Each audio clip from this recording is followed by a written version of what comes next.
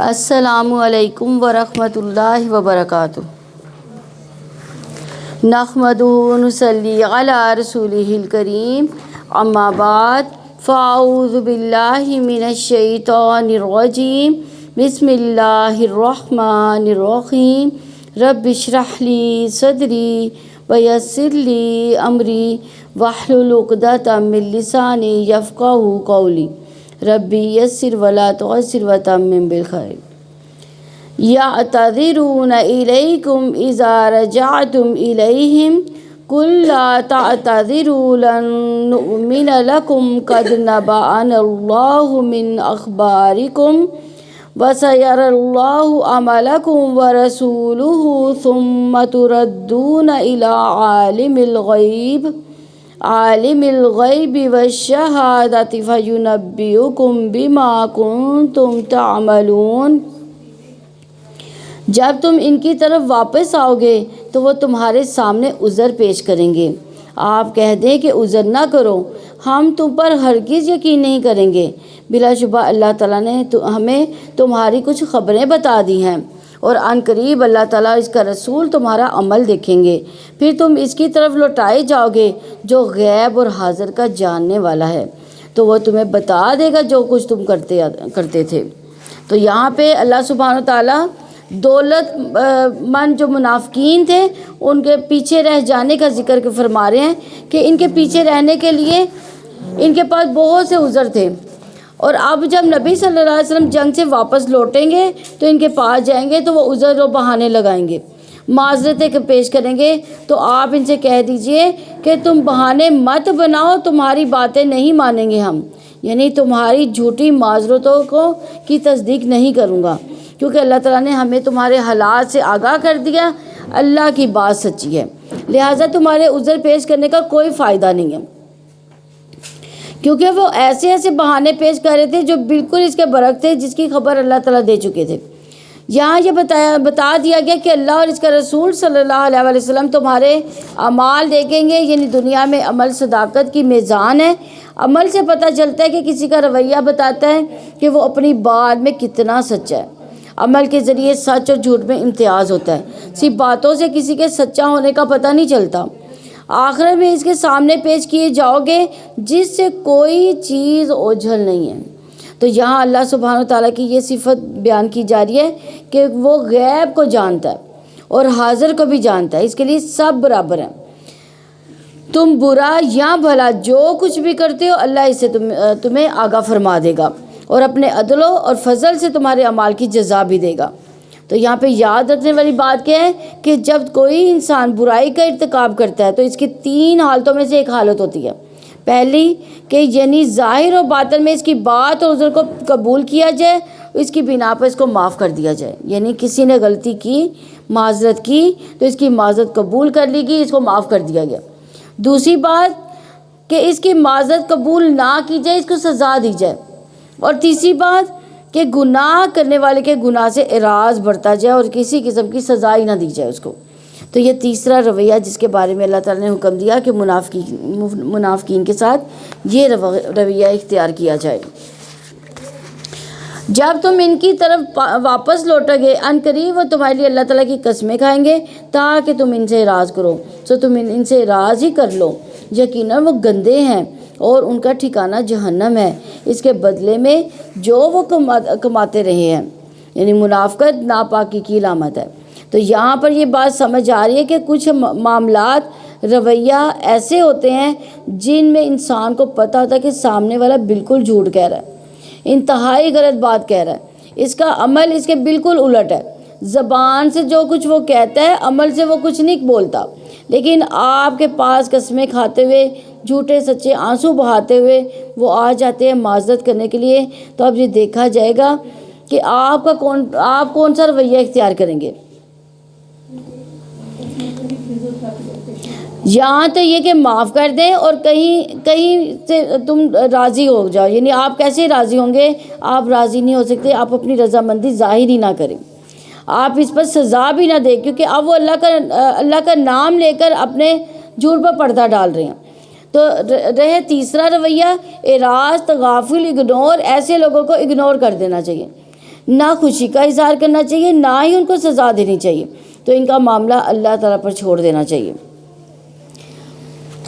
وہ تمہارے لیے قسمیں کھائیں گے تاکہ تم ان سے راضی ہو جاؤ، سو تم ان سے راضی ہو بھی جاؤ تو یقیناً اللہ تعالیٰ نافرمان لوگوں سے راضی نہیں ہوتا۔ تو بس انہیں فکر ہے کہ لوگ راضی ہو جائیں، لوگوں کی نگاہوں میں اچھے نظر آ جائیں۔ یہ بھی نفاق کی علامت ہے کہ انسان کو لوگوں کی زیادہ فکر ہو، سامنے میری عزت ہو جائے لوگوں کے، اللہ کا کوئی ڈر نہ ہو۔ تو یہ بھی اللہ کے سامنے شرمندگی سے نہیں ڈرتے، لوگوں کے سامنے شرمندگی سے ڈرتے ہیں۔ لیکن اگر لوگوں کے برعکس اگر انسان اللہ کو راضی کرے، اللہ سبحانہ تعالیٰ اس کے دنیا کے حالات بھی درست کر دے گا اور آخرت کے بھی۔ اسی طرح ایک روایت میں آتا ہے کہ امیر معاویہ رضی اللہ عنہ نے ام المومنین حضرت عائشہ رضی اللہ عنہ کو لکھا کہ مجھے ایک خط لکھیے جس میں میرے لیے نصیحتیں ہیں، لیکن زیادہ نہ ہو۔ یہ بھی بڑی حکمت کی بات ہے کہ تھوڑی بات ہو لیکن زیادہ حکمت نظر آ رہی ہو۔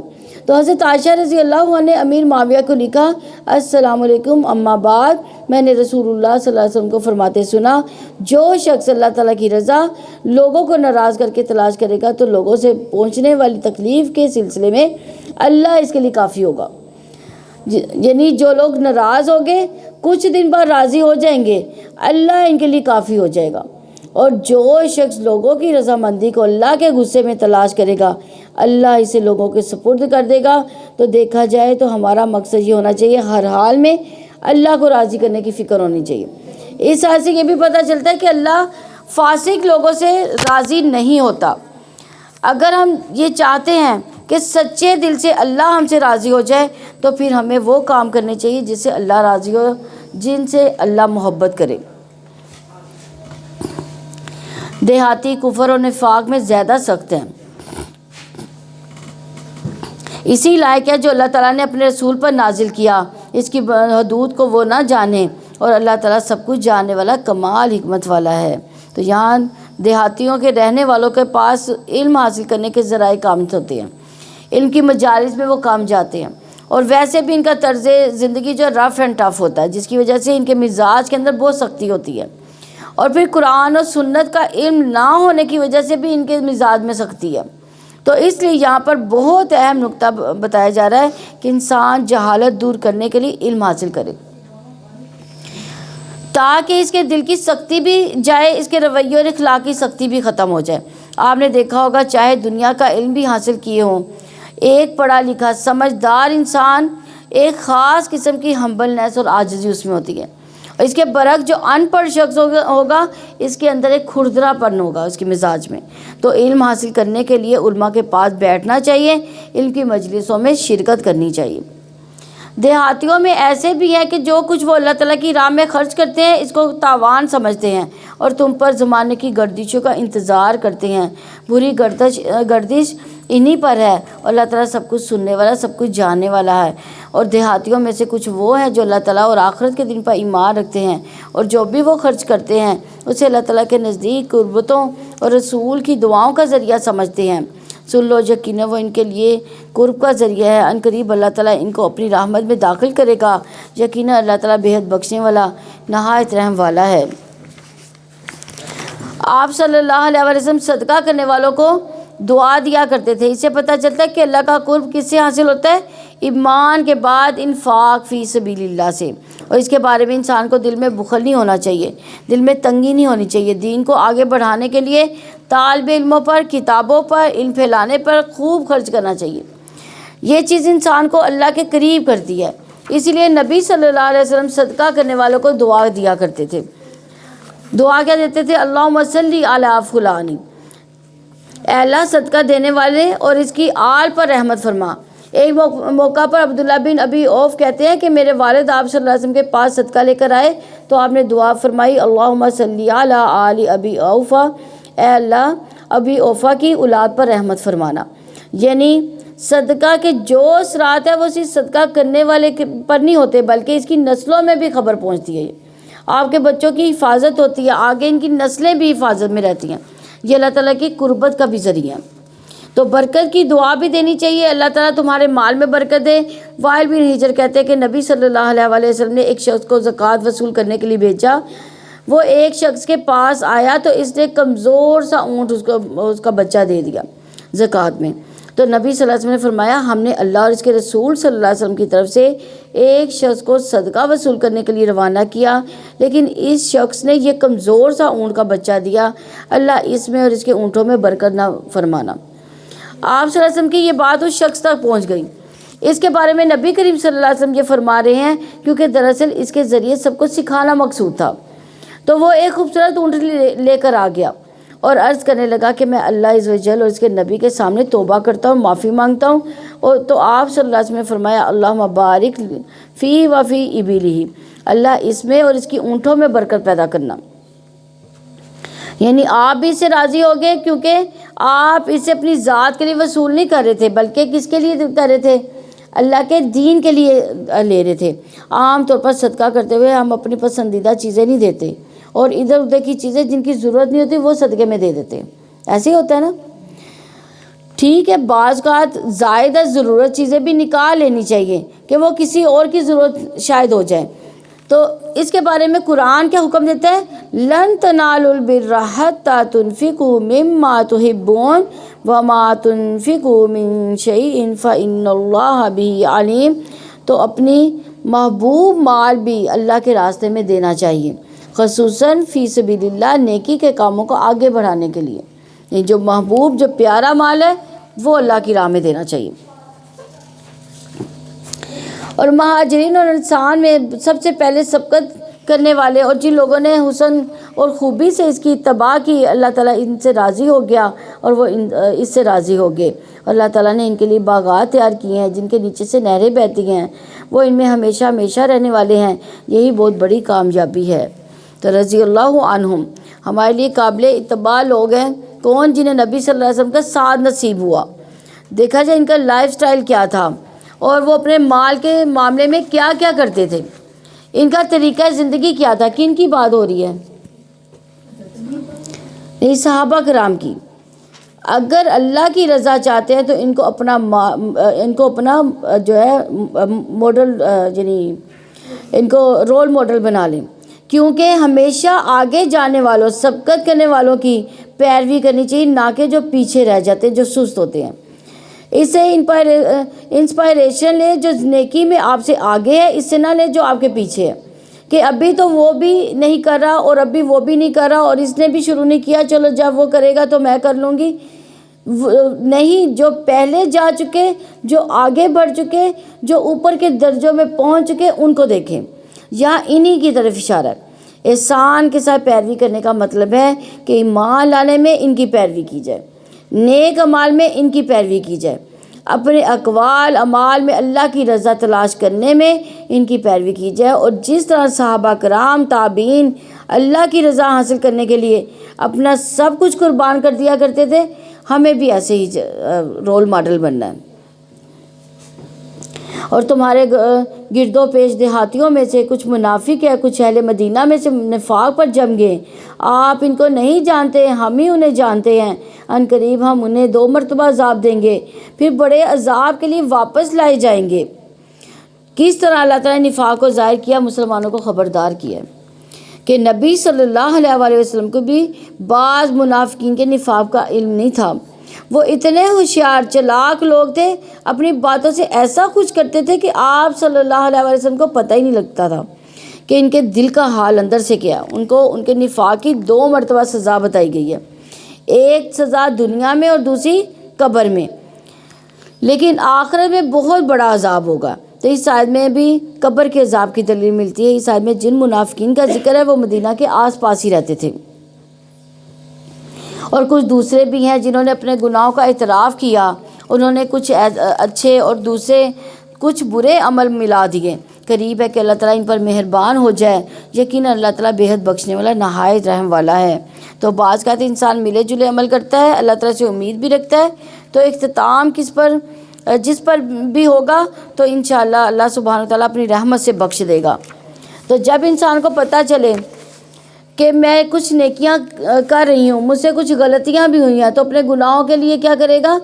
ازالہ کرے گا، کفارہ ادا کرے گا اور انہیں دھونے کے لیے صدقہ بھی کرے گا، کیونکہ صدقہ نفاق کو دور کر دیتا ہے اور دوسری بات ہے کہ صدقہ نفس کو پاک کرنے کا بھی ذریعہ بنتا ہے، مال کو بھی پاک کرنے کا ذریعہ بنتا ہے، رسول اللہ صلی اللہ علیہ وسلم کی دعائیں بھی حاصل کرنے کا ذریعہ بنتی ہے۔ یہ آپ صلی اللہ علیہ وسلم کے اموال میں سے صدقہ کر لیں، اس کے ساتھ آپ انہیں صاف کریں گے، ان کو پاک کریں گے اور آپ ان کے لیے دعا کریں، یقیناً آپ صلی اللہ علیہ وسلم کی دعا ان کے لیے وجہ تسکین ہے۔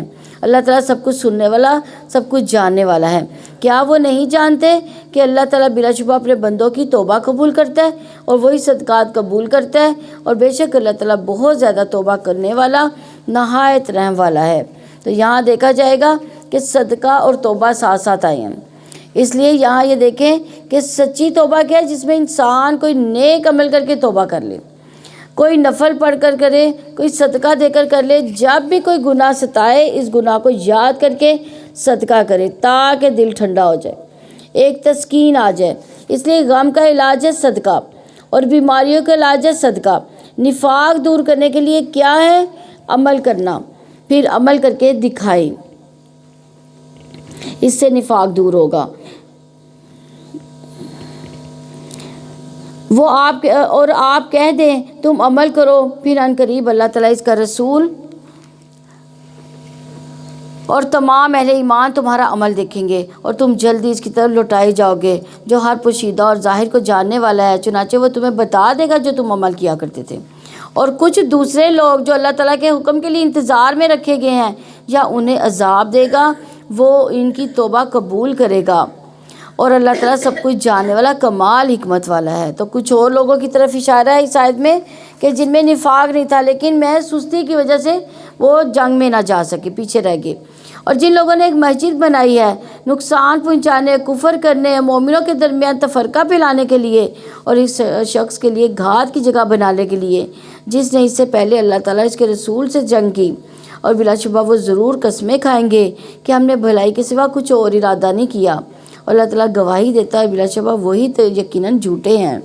تو یہ منافقین تھے جنہوں نے قباء کے علاقے میں مسجد قباء کے مقابلے میں ایک اور مسجد بنائی جس کو مسجد زرار کہتے تھے، اور چونکہ تفرقہ بازی اسلام کے مقاصد کو نقصان پہنچاتی ہے، اور کیونکہ اس مسجد کو بنانے کا مقصد کیا تھا؟ اسلام کو فائدہ نہیں تھا، بلکہ اسلام کی بجائے کفر کو فائدہ دینا تھا، اس لیے اس میں اشارہ ہے ابو عامر راہب کی طرف جو دور جاہلیت میں بڑا عبادت گزار تھا، لیکن نبی صلی اللہ علیہ وسلم سے اس کو حسد ہو گئی تھی، لوگوں کو آپ کے خلاف بھڑکایا کرتا تھا، مشرکین مکہ کے پاس تک گیا تھا مدد لینے کے لیے کہ کسی طرح آپ صلی اللہ علیہ وسلم کے خلاف کوئی محاذ لڑائی کی جائے، اور پھر جب وہاں کچھ نہیں بنا تو کیسے روم کی طرف گیا اور راستے میں ہی مارا گیا۔ تو اللہ تعالیٰ نے ایسے شخص سے چھٹکارا دیا، اور تب تو یہ مسجد بنائی گئی اس کو سپورٹ کرنے کے لیے، کیونکہ منافقین جہاں کہیں بیٹھتے تھے تو پتہ چل جاتا تھا کہ انہوں نے سوچا کہ مسجد میں بیٹھیں گے تو کسی کو شک ہی نہیں ہوگا، لوگ سمجھیں گے بڑا نیکی کا کام کر رہے ہیں، حالانکہ وہ مسجد کے اندر ہی بیٹھ کے اسلام کے خلاف سازشیں کرتے تھے، بہانہ یہ کرتے کہ ہم نے معذور اور کمزور لوگوں کے لیے قریب کے علاقے میں مسجد بنائی ہے۔ آپ اس میں کبھی کھڑے نہ ہونا، یقیناً وہ مسجد جس کی بنیاد پہلے ہی دن سے تقویٰ پر رکھی گئی ہے وہی زیادہ حقدار ہے کہ آپ اس میں کھڑے ہوں۔ اس میں ایسے مرد ہیں جو پسند کرتے ہیں کہ بہت پاک رہیں، اور اللہ تعالیٰ بہت پاک رہنے والوں سے محبت کرتا ہے۔ یعنی اگر بدنیتی کے ساتھ کوئی نیک عمل کیا جائے گا تو وہ بھی انسان کے اوپر الٹا وبال جان ہی ہوگا۔ کسی بھی نیک عمل کے لیے بنیادی شرط کیا ہے؟ انسان کی نیت خالص ہو، اللہ کی رضا شامل ہو اس میں۔ نبی صلی اللہ علیہ وسلم کے پاس یہ لوگ آئے کہ آپ اس مسجد کا افتتاح کر دیں تاکہ اس کو جو ہے نا مہر لگ جائے اس پر، تو اللہ تعالیٰ نے آپ کو روک دیا اس سے۔ قباء والوں کی تعریف فرمائے ان کی پاکی کی بنا پر، تو ان سے پوچھا گیا کہ یہ ایسا کیا طریقہ اختیار کرتے ہیں جس کی بنا پر اللہ تعالیٰ نے ان کی تعریف کی، تو پتہ چلا یہ رفع حاجت کے بعد پتھروں اور ڈھیلوں سے صفائی کرنے کے بعد پانی سے بھی استنجا کرتے ہیں۔ تو صرف ٹیشو پیپر کافی نہیں ہوتا، پانی سے دھونے سے بھی صحیح صفائی ہو جاتی ہے، اور اسی صفائی اور طہارت کی وجہ سے اللہ پاک صاف رہنے والوں سے محبت کرتا ہے۔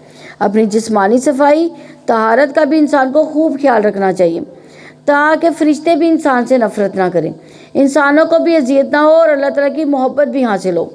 صاف رہنا فطرت کے اعمال میں سے ہے۔ ابو ہریرہ رضی اللہ عنہ سے روایت ہے کہ 5 چیزیں فطری ہیں: ختنہ کرنا، زیر ناف بال صاف کرنا، بغل کے بال اکھاڑنا، ناخن تراشنا اور مونچھوں کو کتروانا۔ ان سب چیزوں کا اہتمام کرنا چاہیے، خاص کر جمعے کے دن۔ اسی طرح رات کو بھی وضو کر کے سونے کی بڑی فضیلت ہے۔ آپ صلی اللہ علیہ وسلم نے فرمایا، جو آدمی باوضو رات گزارتا ہے، ایک فرشتہ اس کی چادر میں رات گزارتا ہے۔ جب بھی وہ بندہ رات کی کسی گھڑی میں جاگتا ہے تو فرشتہ کہتا ہے، اے اللہ اپنے اس بندے کو بخش دے، کیونکہ اس نے باوضو حال میں رات گزاری۔ بے شک بعد میں وضو ٹوٹ بھی جائے، مگر ابتدا میں جو سونے سے پہلے کیا ہے، وضو کیا، تو بخشش کی دعا ملتی ہے اس سے۔ تو کیا وہ شخص بہتر ہے جس نے اپنی عمارت کی بنیاد اللہ تعالیٰ کے خوف پر اور اس کی رضا پر رکھی ہو، یا وہ جس نے اپنی عمارت کی بنیاد کسی کھوکھلے تودے کے کنارے پر رکھی جو گرنے والا تھا، چنانچہ وہ اسے لے کر جہنم کی آگ میں گر گیا۔ اور اللہ تعالیٰ ظالم لوگوں کو ہدایت نہیں دیتا۔ یعنی دین کے لیے اگر کوئی عمارت بنا رہا ہو تو اس میں 2 چیزیں ہیں، اس تعمیر میں اللہ کا خوف بھی ہے، اللہ کی رضا بھی حاصل کرنے کا شوق بھی ہو، اور اس کی وجہ سے اللہ مجھ سے راضی ہو جائے۔ اشارہ ہے مسجد زرار کی طرف، جس میں نیت جو تھی وہ اخلاص نہیں تھی۔ اور ان کی عمارت جو انہوں نے بنائی، ان کے دلوں میں ہمیشہ بے چینی کا باعث بنی رہے گی، مگر یہ کہ ان کے دل ہی ٹکڑے ٹکڑے ہو جائیں۔ اور اللہ تعالیٰ سب کچھ جاننے والا، کمال حکمت والا ہے۔ یقیناً اللہ تعالیٰ نے مومنوں سے ان کی جانیں، ان کے اموال خرید لیے کہ یقیناً اس کے بدلے میں ان کے لیے جنت ہے۔ وہ اللہ تعالیٰ کی راہ میں لڑتے ہیں، چنانچہ وہ قتل کرتے ہیں، قتل کیے جاتے ہیں۔ اور تورات اور انجیل و قرآن میں اللہ تعالیٰ کے ذمہ پکا وعدہ ہے۔ اور کون اللہ تعالیٰ سے بڑھ کر اپنا وعدہ پورا کرنے والا ہے؟ تو اپنے اس سودے پر خوشیاں مناؤ جو تم نے اللہ تعالیٰ سے سودا کیا ہے، اور یہی بہت بڑی کامیابی ہے۔ یعنی سوچئے خریدار کون ہے؟ اللہ تعالیٰ۔ اور کیا خرید کیا رہا ہے اللہ تعالیٰ؟ جان کے بدلے جنت۔ اللہ آپ سے خریدنا چاہتا ہے آپ کی جان اور مال۔ اور اگر دیکھا جائے تو یہ معاہدہ کہاں لکھا گیا؟ 3 کتابوں میں، تورات، انجیل اور قرآن پاک میں۔ دنیا کی سب سے بہترین کتابوں میں یہ بات لکھی ہوئی ہے، سب سے سچی کتابوں میں۔ کس کے ذریعے یہ معاہدہ کروایا جا رہا ہے؟ رسول اللہ صلی اللہ علیہ وسلم کے ذریعے سے۔ معاوضہ اس کا کیا ہوگا؟ جنت۔ تو خریدار بھی بہترین، معاوضہ بھی بہترین، جہاں معاہدہ لکھا ہوا وہ بھی بہترین، جس کے ذریعے معاہدہ کروایا جا رہا وہ بھی بہترین۔ یہ ساری چیزیں انتہائی سچی، انتہائی ایتھینٹک ہے۔ تو کیا پھر بھی کوئی شک ہے اس میں کہ ہم اپنی جان، اپنا وقت، اپنی صلاحیت، اپنی ذہانت، اپنا مال اللہ تعالیٰ کے راستے میں نہ لگائیں، خالصاً اللہ کے لیے، کیونکہ اس کا بدلہ اللہ تعالیٰ نے جنت لکھا ہے۔ یہ سودا انتہائی قیمتی سودا ہے۔ نبی صلی اللہ علیہ وسلم نے فرمایا، خبردار سن لو، اللہ کا سودا بڑا مہنگا ہے۔ سن لو، بے شک اللہ کا سودا جنت ہے، تم سے مال اور جان لیتا ہے، بدلے میں جنت دیتا ہے۔ لیکن اگر دیکھا جائے تو جنت ہمارے اعمال کا صلہ نہیں ہو سکتی، ہمارے اعمال پھر بھی تھوڑے ہیں، جنت خریدنے کے لیے کافی نہیں۔ پھر اس کے بعد یہ اللہ کا فضل اور رحمت ہوتی ہے کہ انسان جنت تک پہنچ سکے۔ وہ توبہ کرنے والے، عبادت کرنے والے، اللہ کی حمد کرنے والے، روزہ رکھنے والے، رکوع کرنے والے، سجدہ کرنے والے، بھلائی کا حکم دینے والے، برائی سے روکنے والے، اللہ تعالیٰ کی حدود کی حفاظت کرنے والے ہیں، اور مومنوں کو خوشخبری دے دیں۔ تو اس سودے کرنے والے کی خصوصیات بھی آگے بیان کر دی گئی ہیں۔ التائبون، توبہ کرنے والے، یعنی چھوٹی بڑی غلطی پر دھڑکا لگا رہتا ہے کہ کہیں اللہ ناراض نہ ہو جائے، کہیں ہمارا کانٹریکٹ منسوخ نہ ہو جائے، ایسے حالات نہ ہو جائیں کہ بیچ میں ختم کرنا پڑے، بار بار اللہ تعالیٰ کی طرف رجوع کرتے ہیں۔ العابدون، عبادت گزار ہوتے ہیں، صرف فرض ادا نہیں کرتے بلکہ نوافل کا بھی اہتمام کرتے ہیں، تہجد پڑھتے ہیں، صلاۃ ضحیٰ پڑھتے ہیں، فرض کے علاوہ سنت نفل۔ الحامدون، ہر حال میں تعریف کرتے ہیں، اچھے برے ہر حال میں اللہ سے راضی ہوتے ہیں، الحمدللہ ان کا تقیہ کلام ہوتا ہے۔ السائحون، ایک معنی روزہ رکھنے والے، لیکن زیادہ ترجیح والا معنی یہ ہے کہ وہ اپنے گھر سے حج و عمرہ کے لیے نکلتے ہیں، علم حاصل کرنے کے لیے نکلتے ہیں، نیکی کے کاموں کے لیے چین سے اپنے کمفرٹ زون میں بیٹھے نہیں رہتے بلکہ نکلتے ہیں۔ الراکعون، یعنی ہمبل، نمازوں میں بھی رکوع پابندی سے کرنے والے، الساجدون سجدہ کرنے والے، خوب سجدہ کرنے والے، العامرون بالمعروف والناہون عن المنکر الحافظون لحدود اللہ، ایک طرف نیک کام کرنے والے، دوسری طرف بڑی احتیاط برتنے والے زندگی میں۔ اللہ تعالیٰ نے جہاں جہاں روکا وہاں وہاں وہ رک کے کام کرتے ہیں، اللہ کی حدوں کو پار نہیں کرتے۔ جن چیزوں کو اللہ نے حرام قرار دیا ان کو اپنی زندگی میں حرام ہی رکھتے ہیں، وہ اقوال میں ہو، چاہے افعال میں ہو، چاہے وہ معقولات مشروبات میں ہو یا شوہر بیوی کے تعلقات میں ہو، ہر معاملے میں حدود بتا دی گئی، کہاں تک جائز اور کہاں تک ناجائز شروع ہو جاتا ہے، یہاں تک کہ شک میں پڑنے والی چیزوں سے بھی پرہیز کرنا چاہیے۔ تو ایسے لوگ ہوتے ہیں جنہوں نے اپنی جان اور مال کا سودا کر رکھا ہے، انہوں نے اپنا آپ بیچ رکھا ہے۔ تو ہم بکے ہوئے لوگ ہیں، ہمیں اپنے آپ کو شیطان کے ہاتھ میں نہیں بیچنا، اپنی خواہشات کے ہاتھ میں نہیں بیچنا، اللہ کو بیچنا تاکہ بدلے میں ہمیں کیا ملے؟ جنت۔ پیدا بھی ہمیں اللہ نے کیا، تو جو کچھ مال جان ہے وہ بھی اللہ تعالیٰ کی طرف سے ہے، علم ہے، نیکی کی توفیق ہے، قدرت ہے، وہ بھی اللہ کی دی ہوئی ہے۔ تو کوئی بڑی بات تھوڑی ہے جس نے سب کچھ دے دیا تو واپس اسی کو سب کچھ دے کر انعام لے رہے ہیں۔ کتنا بڑا فضل اور کتنی بڑی رحمت ہے یہ۔ نبی کو اور جو لوگ ایمان لائے کبھی جائز نہیں کہ وہ مشرکوں کے لیے مغفرت کی دعا کریں، خواہ وہ رشتہ دار ہوں، اس کے بعد کہ ان کے لیے واضح ہو چکا کہ یقیناً وہ دوزخ والے ہیں۔ یعنی ایمان کی تکمیل کے لیے اللہ کی رضا کو مقدم رکھنا ضروری ہے۔ اور ابراہیم کا اپنے باپ کے لیے بخشش مانگنا صرف اس وعدے کے سبب تھا جو اس نے اپنے باپ سے کیا تھا، چنانچہ جب اس کے لیے واضح ہو گیا کہ وہ اللہ تعالیٰ کا دشمن ہے تو وہ اس سے بے تعلق ہو گیا۔ بے شک ابراہیم یقیناً بڑا نرم دل، بڑا بردبار تھا۔ یعنی ابراہیم علیہ السلام بڑے نرم دل اور بردبار تھے۔ اللہ تعالیٰ نے ان کی یہ خوبیاں بیان کی ہیں اور ہم دیکھیں کہ ہم ان کے نقش قدم پر ہیں یا نہیں۔ اور کبھی ایسا نہیں کہ اللہ تعالیٰ کسی قوم کو گمراہ کر دے اس کے بعد کہ وہ انہیں ہدایت دے چکا ہو، یہاں تک کہ وہ ان کے لیے وہ چیز واضح کر دے جس سے وہ بچیں۔ بلا شبہ اللہ تعالیٰ ہر چیز کو خوب جاننے والا ہے۔ یقیناً اللہ تعالیٰ ہی کے لیے آسمان و زمین کی بادشاہت ہے، وہی زندگی دیتا ہے، وہی موت دیتا ہے۔ اللہ تعالیٰ کے سوا تمہارا نہ کوئی دوست ہے نہ ہی کوئی مددگار۔ بلا شبہ یقیناً اللہ تعالیٰ نے نبی پر بھی اور مہاجرین اور انصار پر بھی مہربانی کے ساتھ توجہ فرمائی، جو تنگی کے وقت میں نبی کے ساتھ رہے، اس کے بعد بھی کہ قریب تھا ان میں سے ایک گروہ کے دل ہی ٹیڑھے ہو جائیں۔ پھر اللہ تعالیٰ نے ان پر مہربانی سے توجہ فرمائی، یقیناً وہ ان پر بہت ہی شفقت کرنے والا، نہایت رحم والا ہے۔ تو عام حالات میں، امن میں، سکون میں، وسائل کے ہوتے ہوئے کسی خیر کے کام میں کسی کا ساتھ دینا ہو تو بہت آسان ہے، لیکن جب ہر طرف سے تنگی اور آزمائش ہو، جیسے غزوہ تبوک کے موقع پر تھی، اس کی طرف اشارہ ہے کہ اس وقت نیکی کے کام میں کسی کا ساتھ دینا جب آپ خود بھی ہینڈ ٹو ماؤتھ ہو، یا ایک ہوتا ہے کہ آپ کے پاس فارغ وقت، یعنی آپ کے پاس بہت زیادہ فارغ وقت ہے، اس میں کسی کی خدمت کرنے چل پڑے، اور ایک ہوتا ہے کہ آپ کے پاس کوئی مطلب وقت ہی نہیں ہے، آپ اپنا کام چھوڑ کر اللہ کی خاطر اس کی مدد کرنے کے لیے جا رہے ہیں۔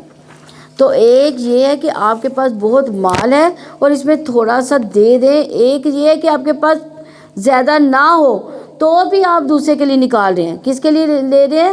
کس کے لیے دے رہے ہیں؟ کہ اللہ کی رضا کے لیے۔ یہ اعلیٰ ترین درجہ ہوتا ہے۔ مشکل وقت میں ہمت ٹوٹنے لگتی ہے تو ایک دوسرے کی ہمت بڑھانی بھی چاہیے۔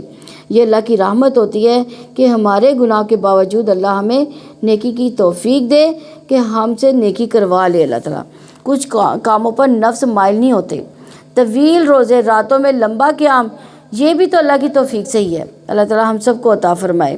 تو اللہ تعالیٰ صرف آپ کی نیت، آپ کا ارادہ، آپ کے دل کی حالت دیکھتا ہے، اندر کیا چل رہا ہے وہ دیکھتا ہے۔ مشکل باہر نہیں ہے، ہمارے اندر ہے، ہماری ہمت ٹوٹ جاتی ہے۔ بعض کا ایک بندے کے لیے اللہ تعالیٰ نے اعلیٰ مرتبہ رکھا ہوتا ہے لیکن وہ اعمال میں بڑا سست سا ہوتا ہے، تو اللہ تعالیٰ اس کو کسی امتحان میں ڈال دیتے ہیں اور اسے آزمائش میں ڈال کر اس کو وہی پہنچاتے ہیں، یہ بھی اللہ کا فضل ہوتا ہے۔ لیکن ہم پر کوئی مشکل آتی ہے تو ہم کہتے ہیں کہ شاید اللہ ہم سے ناراض ہے، یہ شیطان کا وسوسہ ہوتا ہے۔ اس لیے ہر حال میں حامدون، اور قیامت کے دن بلند مرتبے والے کون ہوں گے؟ حامدون، جو ہر حال میں اللہ کی تعریف کرتے ہیں، اللہ سے مدد مانگتے ہیں۔ تو ہمیں بھی ہر مشکل میں کیا کرنا چاہیے؟ پھر اللہ سے ہی مدد مانگنی چاہیے، اور ہمارا تقیہ کلام کیا ہونا چاہیے؟ الحمدللہ۔ اور ان تینوں پر بھی اسے توجہ فرمائی جو پیچھے رکھے گئے، یہاں تک کہ جب زمین ان پر تنگ ہو گئی، باوجود اس کے وسیع تھی، اور ان پر ان کی جانیں تنگ ہو گئی، اور انہوں نے یقین کر لیا کہ اللہ تعالیٰ سے خود اس کے سوا کوئی جائے پناہ نہیں، پھر اللہ تعالیٰ نے بھی ان پر مہربانی کے ساتھ توجہ فرمائی تاکہ وہ توبہ کرے۔ یقین اللہ تعالیٰ بہت توبہ قبول کرنے والا، نہایت رحم والا ہے۔ یعنی منافقین نے آ کر جھوٹی قسمیں کھائے، کچھ اور لوگوں کا معاملہ بھی نبٹ گیا۔ اب 3 لوگ ایسے مدینہ میں رہ گئے کہ جنہوں نے صرف سستی کے مارے یعنی وہ نکلے نہیں کہ ہم کل نکلیں گے، پرسوں نکلیں گے، اور پھر فوج بہت آگے نکل گئی اور وہ پیچھے کے پیچھے ہی رہ گئے۔ پیچھے رہ کر بھی ان کو بڑی تکلیف تھی۔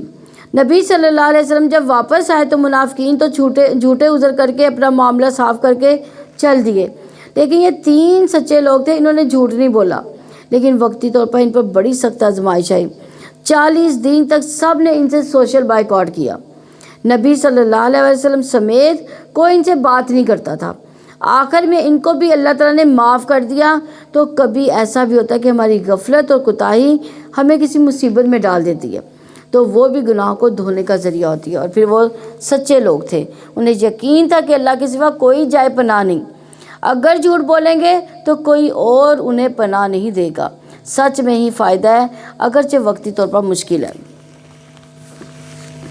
اے لوگوں جو ایمان لائے ہو، اللہ تعالیٰ سے ڈر جاؤ، سچے لوگوں کے ساتھ ہو جاؤ۔ اہل مدینہ اور ارد گرد کے دیہاتیوں کو زیبا نہ تھا کہ وہ اللہ کے رسول سے پیچھے رہتے، اور نہ یہ کہ وہ اپنی جانوں کو اس کی جان سے عزیز رکھتے۔ یہ اس وجہ سے کہ بلا شبہ اللہ تعالیٰ کی راہ میں نہ کوئی پیاس، نہ کوئی تھکاوٹ، نہ کوئی بھوک انہیں پہنچتی ہے، اور نہ وہ کوئی قدم رکھتے ہیں جو کافروں کو غصہ دلائے، اور نہ وہ کسی دشمن سے کوئی کامیابی حاصل کرتے ہیں، مگر اس کے بدلے میں ان کے لیے ایک عمل صالحہ لکھ دیا جاتا ہے۔ بلا شبہ اللہ تعالیٰ نیکی کرنے والوں کا اجر ضائع نہیں کرتا۔ جب انسان اللہ کے راستے میں ہوتا ہے تو ہر چھوٹی بڑی چیز پر اجر لکھ دیا جاتا ہے۔ یعنی انسان اگر وضو کر کے مسجد جا بیٹھتا ہے تو جب تک وہ نماز کا انتظار کرتا ہے، نماز ہی کی حالت میں گنا جاتا ہے۔ تو جب آپ کسی نیکی کا کام جس کی نیت کر لیتے ہیں تو وہیں سے آپ کا اجر شروع ہو جاتا ہے۔ فی سبیل اللہ نکلتے ہیں علم حاصل کرنے کے لیے، یا اگر آپ حج و عمرہ کے لیے نکلتے ہیں، آپ گھر سے نکلتے ہیں، سارا راستہ آپ کی نیکیاں لکھی جاتی ہیں ایک ایک قدم پر۔ تو نبی صلی اللہ علیہ وسلم نے فرمایا جو اپنے بستر پر آئے اس کی نیت یہ ہو کہ رات کو اٹھ کر نماز پڑھوں گا تہجد، پھر اس پر نیند کا ایسا غلبہ ہو کہ سوتے سوتے صبح ہو جائے، تو اس کو جس عمل کی تہجد کی نیت نے اسے سلا دیا تھا تو اس کا بہت ثواب پائے گا۔ تہجد لکھے گئے اور وہ نیند اس کے رب کی جانب سے اس پر صدقہ ہوگی، یعنی اللہ تعالیٰ نے اس پر بھی راضی ہوا وہ، اور اس کو ہر طرح سے سکون دے دیا اللہ تعالیٰ نے۔ اور نہ وہ کوئی چھوٹا خرچ کرتے ہیں نہ کوئی بڑا، اور نہ کوئی وعدی وہ طے کرتے ہیں، مگر وہ ان کے لیے لکھ دیا جاتا ہے تاکہ اللہ تعالیٰ انہیں بہترین جزا دے جو وہ عمل کرتے تھے۔ یعنی چھوٹی بڑی ہر نیکی مجاہدین کی قبول ہو جاتی ہے، اور یہ ممکن نہیں ہے کہ سارے کے سارے اہل ایمان ہی نکل جائیں۔ سو ان کے ہر گروہ میں سے کچھ لوگ کیوں نہیں نکلے تاکہ وہ دین کی سمجھ حاصل کریں، اور تاکہ وہ اپنی قوم کو ڈرائیں جب وہ ان کی طرف واپس جائیں، تاکہ وہ بچ جائیں۔ تو غزوہ تبوک میں تو سب کو نکلنے کا حکم تھا، بہت مشکل ٹائم تھا، لیکن یہ حکم ہمیشہ کے لیے باقی نہیں رہا کہ میدان جنگ میں وہ سب کو نکلنا ہے، بلکہ علم کا راستہ فی سبیل اللہ۔ پھر کیونکہ ہر سوسائٹی کے اندر علماء ہونے چاہیے تاکہ لوگوں کو امر بالمعروف نہیں اور منکر کرتے رہیں۔ ویسے بھی ہمارے دن میں عالم کی آبد پر بہت بڑی فضیلت حاصل ہے۔ اس کو رسول اللہ صلی اللہ علیہ وسلم کے سامنے 2 آدمیوں کا تذکرہ کیا گیا، ان میں سے ایک عابد تھا، دوسرا عالم۔ آپ نے فرمایا عالم کی عابد پر اس طرح فضیلت ہے جس طرح میرے تمہارے ادنا ترین آدمی پر ہے، میری تمہارے ادنا ترین آدمی پر۔ ابو عمار حسین بن حریث کہتے ہیں میں نے فضیل بن ایاز کو کہتے سنا کہ ایسا عالم جو عمل کرنے والا ہے، علم سکھاتا ہے، آسمان کی بادشاہت میں بڑا آدمی پکارا جاتا ہے۔ جیسے دنیا میں بڑے بڑے آدمی ہوتے ہیں ویسے ہی علم سکھانے والے جو عمل بھی کرتے ہیں آسمانوں میں بہت بڑے شمار ہوتے ہیں۔ نبی صلی اللہ علیہ وسلم کو جس چیز کی دعا سکھائی گئی وہ مال و دولت کے حصول کے نہیں تھی، بلکہ کیا دعا تھی؟ نبی صلی اللہ علیہ وسلم کو کون سی دعا اللہ تعالیٰ نے سکھائی تھی؟ رب زدنی علما، یا اللہ میرا علم زیادہ کر دے، اور پھر علم کے ساتھ ساتھ عمل میں بھی آگے بڑھے۔ انسان تب علم کا فائدہ ہوتا ہے انسان کو جب وہ عمل کرتا ہے، کیونکہ علم سکھانے والے کے لیے ساری مخلوقات دعائیں کرتی ہے۔ نبی صلی اللہ علیہ وسلم نے فرمایا یقیناً اللہ، فرشتے، تمام اہل زمین و آسمان، یہاں تک کہ چونٹی اپنے سوراخ میں، مچھلیاں بھی اس شخص کے لیے دعائیں خیر کرتی ہیں۔ اللہ کی رحمت نازل ہوتی ہے جو لوگوں کو بھلائی کی باتیں سکھاتا ہے۔ اس لیے ہر شخص کا یہ فرض ہے کہ جو خیر کی بات جو اس کو پتہ ہے وہ آگے ضرور شیئر کرے، جیسا کہ فرمایا گیا کہ مجھ سے آگے پہنچا دو خواہ ایک آیت ہی کیوں نہ ہو۔ اس لیے نبی صلی اللہ علیہ وسلم نے فرمایا وہ شخص جو علم حاصل کرے پھر اسے بیان نہ کرے، یعنی کسی کو نہ بتائے، اس کی مثال اس شخص کی ہے جو خزانہ جمع کرتا رہتا ہے اور اس میں سے خرچ کچھ نہیں کرتا، یعنی وہ بہت ہی بخیل ہے۔ تو آپ کو یہاں سے کوئی بھی بات اگر نیکی کی ملتی ہے تو آپ آگے پہنچایا کریں، چاہے اپنے بچوں کو بتائیں، ہمسایوں کو بتائیں، اپنے دوستوں کو بتائیں۔ اے لوگوں جو ایمان لائے لوگوں کے ساتھ لڑو کافروں میں سے جو تمہارے قریب ہیں، اور لازم ہے کہ وہ تم میں کچھ سختی پائیں، اور جان لو کہ یقیناً اللہ تعالیٰ متقی لوگوں کے ساتھ ہے۔ یعنی مدینہ کے قریب ترین علاقوں کی طرف جانے کو کہا جا رہا ہے۔ اور جب بھی کوئی صورت نازل کی جاتی ہے تو ان میں سے کچھ لوگ کہتے ہیں کہ تم میں سے کس کو ایمان میں اس نے زیادہ کیا؟ چنانچہ جو لوگ ایمان لائے سو ان کو ایمان میں اس نے زیادہ کیا ہے، اور وہ اس سے بہت خوش ہوتے ہیں۔ یعنی قرآن کے نزول سے قرآن پڑھ کر مومن کا ایمان بڑھتا ہے، منافق کا نفاق بڑھتا ہے۔ 3 باتیں جس میں وہ اللہ اس کے دل کو ایمان سے بھر دیتا ہے۔ پہلا عالم کی صحبت، قرآن کی تلاوت، دوسرا اور تیسرا روزے رکھنا۔ اور لیکن وہ لوگ جن کے دلوں میں بیماری ہے تو اس نے ان کو گندگی میں اور گندگی کے ساتھ زیادہ کر دیا، اور وہ اس حال میں مرے کہ وہ کافر تھے۔ یعنی منافقین کو قرآن نے کچھ فائدہ نہ دیا، ان کی خرابیاں اور زیادہ ہوگی۔ تو قرآن کا دل پر اثر نہ ہونا دل کی بیمار ہونے کی علامت ہے۔ اور کیا وہ دیکھتے نہیں کہ یقیناً 1 بار یا 2 بار وہ ہر سال آزمائش میں ڈالے جاتے ہیں، پھر بھی وہ نہ توبہ کرتے ہیں نہ ہی نصیحت حاصل کرتے ہیں۔ یعنی اللہ تعالیٰ ان کو آزمائش کیوں بھیجتا ہے؟ تاکہ وہ ہوش میں آ جائیں، لیکن پھر بھی وہ ہوش میں نہیں آتے۔ اور جب کوئی صورت اتاری جاتی ہے تو ایک دوسرے کی طرف دیکھتے ہیں کہ کیا تمہیں کوئی ایک دیکھ رہا ہے، پھر وہ واپس پلٹ جاتے ہیں۔ اللہ تعالیٰ ان کے دلوں کو پھیر دیا اللہ تعالیٰ نے، اس لیے کہ یقیناً وہ ایسے لوگ ہیں جو سمجھتے نہیں۔ یعنی جب آنکھ اوجھل ہوتی ہے تو چپکے سے مجلس سے نکل جاتے ہیں۔ یہ لوگ مجلس میں ہو تب بھی نہیں سمجھتے، نہ آئے تب بھی انہیں ہوش نہیں آتی، اپنی غلطی کا احساس ہی نہیں ہے۔ تو ہمیں یہ دیکھنا چاہیے کہ ہم اس مجلس میں کون کون چپ چپ کے نکل جاتا ہے اور کون بات کو سمجھتا ہی نہیں ہے۔ اور بلا شبہ تمہارے پاس یقیناً تمہیں میں سے ایک عظیم رسول آیا، اس پر گراں ہے جو تم مشقت میں پڑو، تم پر بہت حرص رکھنے والا ہے، مومنوں پر بہت شفقت کرنے والا، نہایت مہربان ہے۔ تو یہاں پہ نبی صلی اللہ علیہ وسلم کی یہ حرص تھی کہ سب لوگ آگ سے بچ جائیں۔ فرمایا میری مثال لوگوں کی مثال اس شخص کی طرح جس نے آگ روشن کی، جب اس کے چاروں طرف روشنی پھیل گئی تو پروانے اور کیڑے مکوڑے آگ پر گرتے ہیں، اس میں گرنے لگے۔ وہ آدمی ان کو آگ سے دور کرتا ہے لیکن وہ اس کے قابو میں نہیں آتے، لیکن آگ میں گرتے ہی رہتے ہیں۔ اسی طرح میں تمہاری کمروں سے پکڑ کر میں تمہیں آگ سے دور کرتا ہوں اور تم ہو کہ اس میں گرتے ہی چلے جاتے ہو۔ آپ صلی اللہ علیہ وسلم نے امت کی خاطر اپنے آرام کو ترک کر دیا، آپ ان کی تکلیف کا خیال رکھتے تھے۔ رسول اللہ صلی اللہ علیہ وسلم نے فرمایا میں نماز شروع کرتا ہوں اور میرا ارادہ لمبی نماز پڑھانے کا ہوتا ہے، لیکن میں بچے کی رونے کی آواز سنتا ہوں تو میں اس کی والدہ کی تکلیف کی شدت کی وجہ سے نماز جو ہے چھوٹی کر دیتا ہوں۔ یہ دیکھیں اس بات کی گواہی ہے یہ کہ جو کہتے ہیں عورتیں باجماعت نماز نہیں ہیں، تو دیکھیں اس وقت بھی عورتیں باجماعت نماز پڑھتی تھیں۔ اسی طرح نبی صلی اللہ علیہ وسلم امت کے لیے روتے تھے، ان کی دعائیں زیادہ امت کے لیے ہوتی تھیں۔ اللہ ہم سب کو بھی اپنے نبی کی تقلید کرنے کی توفیق عطا فرمائے۔ پھر اگر وہ منہ موڑے تو آپ کہہ دیں اللہ تعالیٰ ہی مجھے کافی ہے، اس کے سوا کوئی معبود نہیں، میں نے اسی پر بھروسہ کیا اور وہی عرش عظیم کا رب ہے۔ حسبی اللہ لا الہ الا هو علیہ توکلت وہو رب العرش العظیم۔ تو یہ کلمہ بڑا کلمہ ہے، بڑا اہم کلمہ ہے، پریشانیوں میں کفایت کرنے والا کلمہ۔ سنن نبی داؤد کی روایت میں آتا ہے کہ جس نے صبح شام 7 دفعہ یہ کلمہ پڑھا تو اللہ تعالیٰ اس کی پریشانیوں کے لیے کافی ہو جائے گا، اس کے لیے کفایت کر جائے گا۔ کوئی پڑھتا ہے صبح شام یہ؟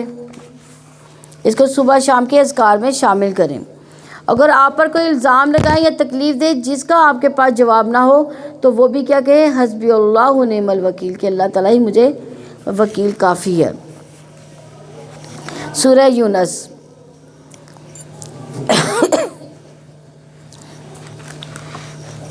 سورہ یونس اللہ سبحانہ وتعالیٰ کی توحید بیان کرتی ہے جو کہ مکی صورتوں کا خاصہ ہے، اور اس میں بے شمار دلائل دیے گئے ہیں، عقلی بھی نقلی بھی۔ سورہ یونس کی ابتدا نبی صلی اللہ علیہ وآلہ وسلم کی طرف وحی آنے کے بارے میں ہوئی۔ سورہ توبہ کا اختتام بھی نبی صلی اللہ علیہ وسلم سے متعلق ہے۔ سورہ یونس کا آغاز بھی، یہ پہلی صورت ہے جو کسی نبی کے نام پر ہے، اور 3 مسلسل صورتیں یونس، ہود، یوسف انبیاء کے ناموں پر ہیں۔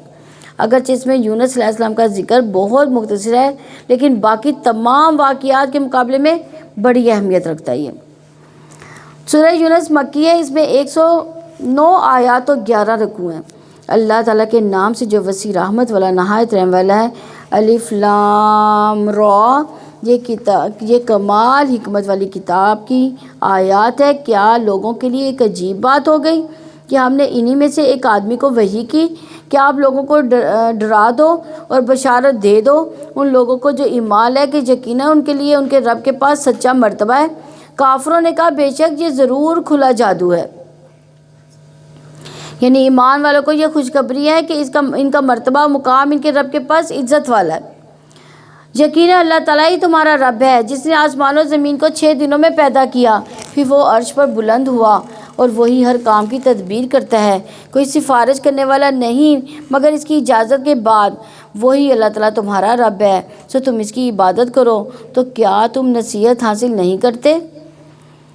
اب رب کی پہچان کروائی جا رہی ہے کہ کس کو ماننا ہے، کس کو پوجنا ہے۔ سارے اختیارات کس کے پاس ہیں؟ اللہ تعالیٰ کے پاس۔ کیا تم غور نہیں کرتے کہ ساری کائنات اس کی اطاعت میں ہے، اسی کے چلانے سے چل رہی ہے؟ تو تمہیں بھی اس کی طرف اپنا رخ کرنا چاہیے۔ آئے بھی اس کے پاس ہیں اور جانا بھی وہی ہے، تو جتنے دن یہاں رہے وہ بھی اسی کی یاد میں گزاریں، تبھی اچھا ہے، تبھی کامیابی ہے۔ اللہ نے آخرت کا دن کیوں رکھا؟ اعمال کا بدلہ لینے کے لیے، کیونکہ دنیا میں یہ ممکن نہیں، کیونکہ ایک بندہ 1000 لوگوں سے نیکی کرتا ہے لیکن 1000 لوگ تو اس کو فائدہ نہیں پہنچا سکتے، اور پہنچائے بھی تو وہ کتنا سنبھال لے گا۔ پھر یہ بدلہ تو آخرت میں بھی مل سکتا ہے۔ اسی طرح ایک شخص نے 1000 کو قتل کر دیا، 1000 کے قتل کا بدلہ اسے ایک دفعہ قتل کرنے سے نہیں ملے گا، یعنی اس دنیا میں اس کا بدلہ نہیں ہو سکتا، جب آخرت میں بدلہ ٹھیک ہوگا اس کا۔ اسی کی طرف تم سب کو لوٹنا ہے۔ اللہ تعالیٰ کا سچا وعدہ ہے، یقیناً وہی پیدائش کا آغاز کرتا ہے، پھر وہ اسے دوبارہ پیدا کرے گا تاکہ وہ ان لوگوں کو انصاف کے ساتھ جزا دے جو ایمان لائے، جنہوں نے نیکیاں کی، اور جن لوگوں نے کفر کیا ان کے لیے کھولتے ہوئے پانی سے پینا ہے، اور دردناک عذاب ہے اس کے بدلے میں جو وہ کفر کیا کرتے تھے۔ وہی ہے جس نے سورج کو تیز روشنی اور چاند کو نور بنایا اور اس کی منزلیں مقرر کی تاکہ تم برسوں کی گنتی اور حساب معلوم کرو۔ اللہ تعالیٰ نے یہ سب کچھ نہیں پیدا کیا مگر حق کے ساتھ۔ وہ ان لوگوں کے لیے نشانیاں کھول کر بیان کرتا ہے جو علم رکھتے ہیں، یعنی یہ اللہ تعالیٰ کی قدرت کی نشانیاں انسان کو فائدہ پہنچانے کے لیے۔ علم والے ہی نشانیوں کی تفصیلات جانتے ہیں، چاہے وہ دین کا علم ہو یا دنیا کا علم، جو ایمان کے ساتھ ہو۔ ایمان کے بغیر ان چیزوں کی تفصیلات انسان کو کسی نتیجے تک نہیں پہنچاتی، اور پھر وہ ان چیزوں کا صحیح حق بھی ادا نہیں کرتا۔ یقیناً رات اور دن کے اختلاف میں اور آسمانوں و زمین میں اللہ تعالیٰ نے جو کچھ پیدا کیا ہے اس میں ان لوگوں کے لیے نشانیاں ہیں جو ڈرتے ہیں۔ یقیناً جو لوگ تو ہماری ملاقات کی امید نہیں رکھتے اور دنیا کی زندگی پر راضی ہو گئے اور اس پر ہی مطمئن ہو گئے، اور وہ لوگ جو ہماری آیات سے غافل ہیں، یعنی آخرت کا یقین نہیں، جن کو دنیا میں ہی دل لگا لیا، ان کی رونقوں میں گم ہو گئے۔ تو اسی لیے حسن کہتے ہیں اللہ کی قسم جب تک کافر اس دنیا پر راضی نہیں ہوئے تھے انہوں نے دنیا کو نہ ہی مزین کیا نہ ہی اس کا مرتبہ بلند کیا۔ جب دنیا پر راضی ہو گئے تو وہ اس کو خوبصورت بنانے میں لگ گئے، اس کے معیار کو بلند کرنے میں لگ گئے۔ وہ اللہ کی آیات سے بے خبر غافل ہیں، ان میں غور و فکر نہیں کرتے۔ اللہ کی شرعی آیات کا بھی انہیں علم نہیں کہ جن پر وہ عمل پیرا ہیں۔ تو ایسے لوگوں کے لیے قیامت کے دن پھر آگ ہی ٹھکانا ہے۔ تو یاد رکھیے انسان اپنی ساری قوتوں اور سوچ و بچار کا مرکز صرف دنیا کو نہ بنائے، اس لیے اپنی آخرت کو بھول کر صرف دنیا کے پیچھے لگ جانا ناکامی کی علامت ہے۔ اس لیے رسول اللہ صلی اللہ علیہ وسلم نے فرمایا جس شخص کا مقصد اور حرص دنیا ہو وہ اس کا ہدف اور منزل بن جائے اور وہ اس کی نیت رکھتا ہو کہ ہر چیز میں صرف دنیا تلاش کر رہا ہو، اللہ اس کی آنکھوں کے سامنے اس پر محتاجی مسلط کر دیتے ہیں اور اس پر اس کے معاملات بکھیر دیتے ہیں، یعنی اس کے کام سمٹنے ہی نہیں پاتے، اور اس کو اتنا ہی ملتا ہے جس کے لیے لکھ دیا گیا ہے۔ اور جس شخص کا مقصد حرص یعنی آخرت کی حرص ہو اور وہ اس کا ہدف وہ بن جائے، وہ اس کی نیت کرتا تو اللہ اس کے دل میں غنا ڈال دیتا ہے، اس کو راضی کر دیتا ہے، اس کے معاملات کو یکجا کر دیتا ہے اور دنیا اس کے لیے اس کے پاس ذلیل ہو کر آتی ہے۔ یہی لوگ ہیں جن کا ٹھکانہ آگ ہے، اس کے بدلے میں جو کمایا کرتے تھے۔ یقیناً جو لوگ ایمان لائے جنہوں نے نیکیاں کیا ان کا رب انہیں ان کے ایمان کی وجہ سے انہیں ہدایت دے گا، نعمت کے باغوں میں ان کے نیچے سے نہریں بہتی ہوں گی۔ تو ایمان کی دولت سے دنیا بھی ملتی ہے، استقامت بھی ملتی ہے اور آخرت میں جنت کی طرف رہنمائی بھی۔ تو ایمان ذریعہ بنتا ہے ہدایت کا، تو اسی لیے ہدایت میں اضافے کے لیے ایمان بڑھانے کی فکر کرنی چاہیے، تبھی علم بھی فائدہ دیتا ہے، ورنہ انسان انفارمیشن حاصل کرتا جائے ایمان نہ بڑھے تو عمل میں کچھ بھی چینج نہیں آتا، اور جب عمل نہیں تو آخرت کا فائدہ نہیں۔ اسی طرح سے نیک اعمال کی بدولت بھی جنت کی طرف رہنمائی ملتی ہے۔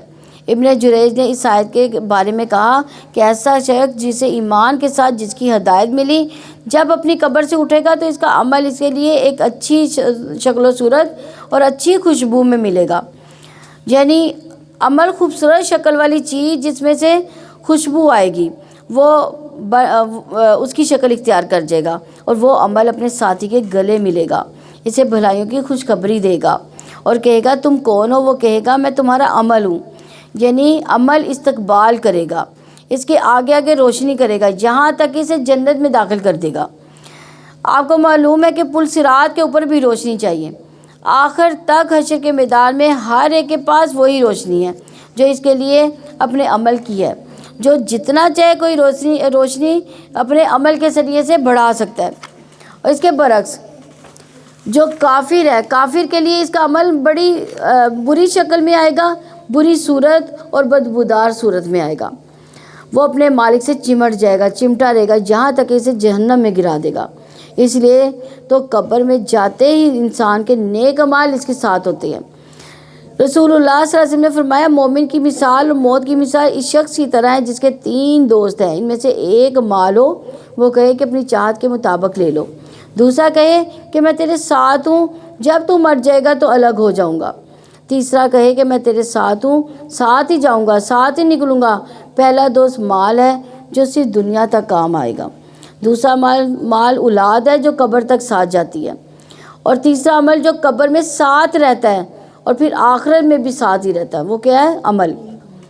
لیکن ہم مال اور اولاد کو زیادہ اہمیت دیتے ہیں، عمل کی طرف سے کوتاہی کر بیٹھتے ہیں۔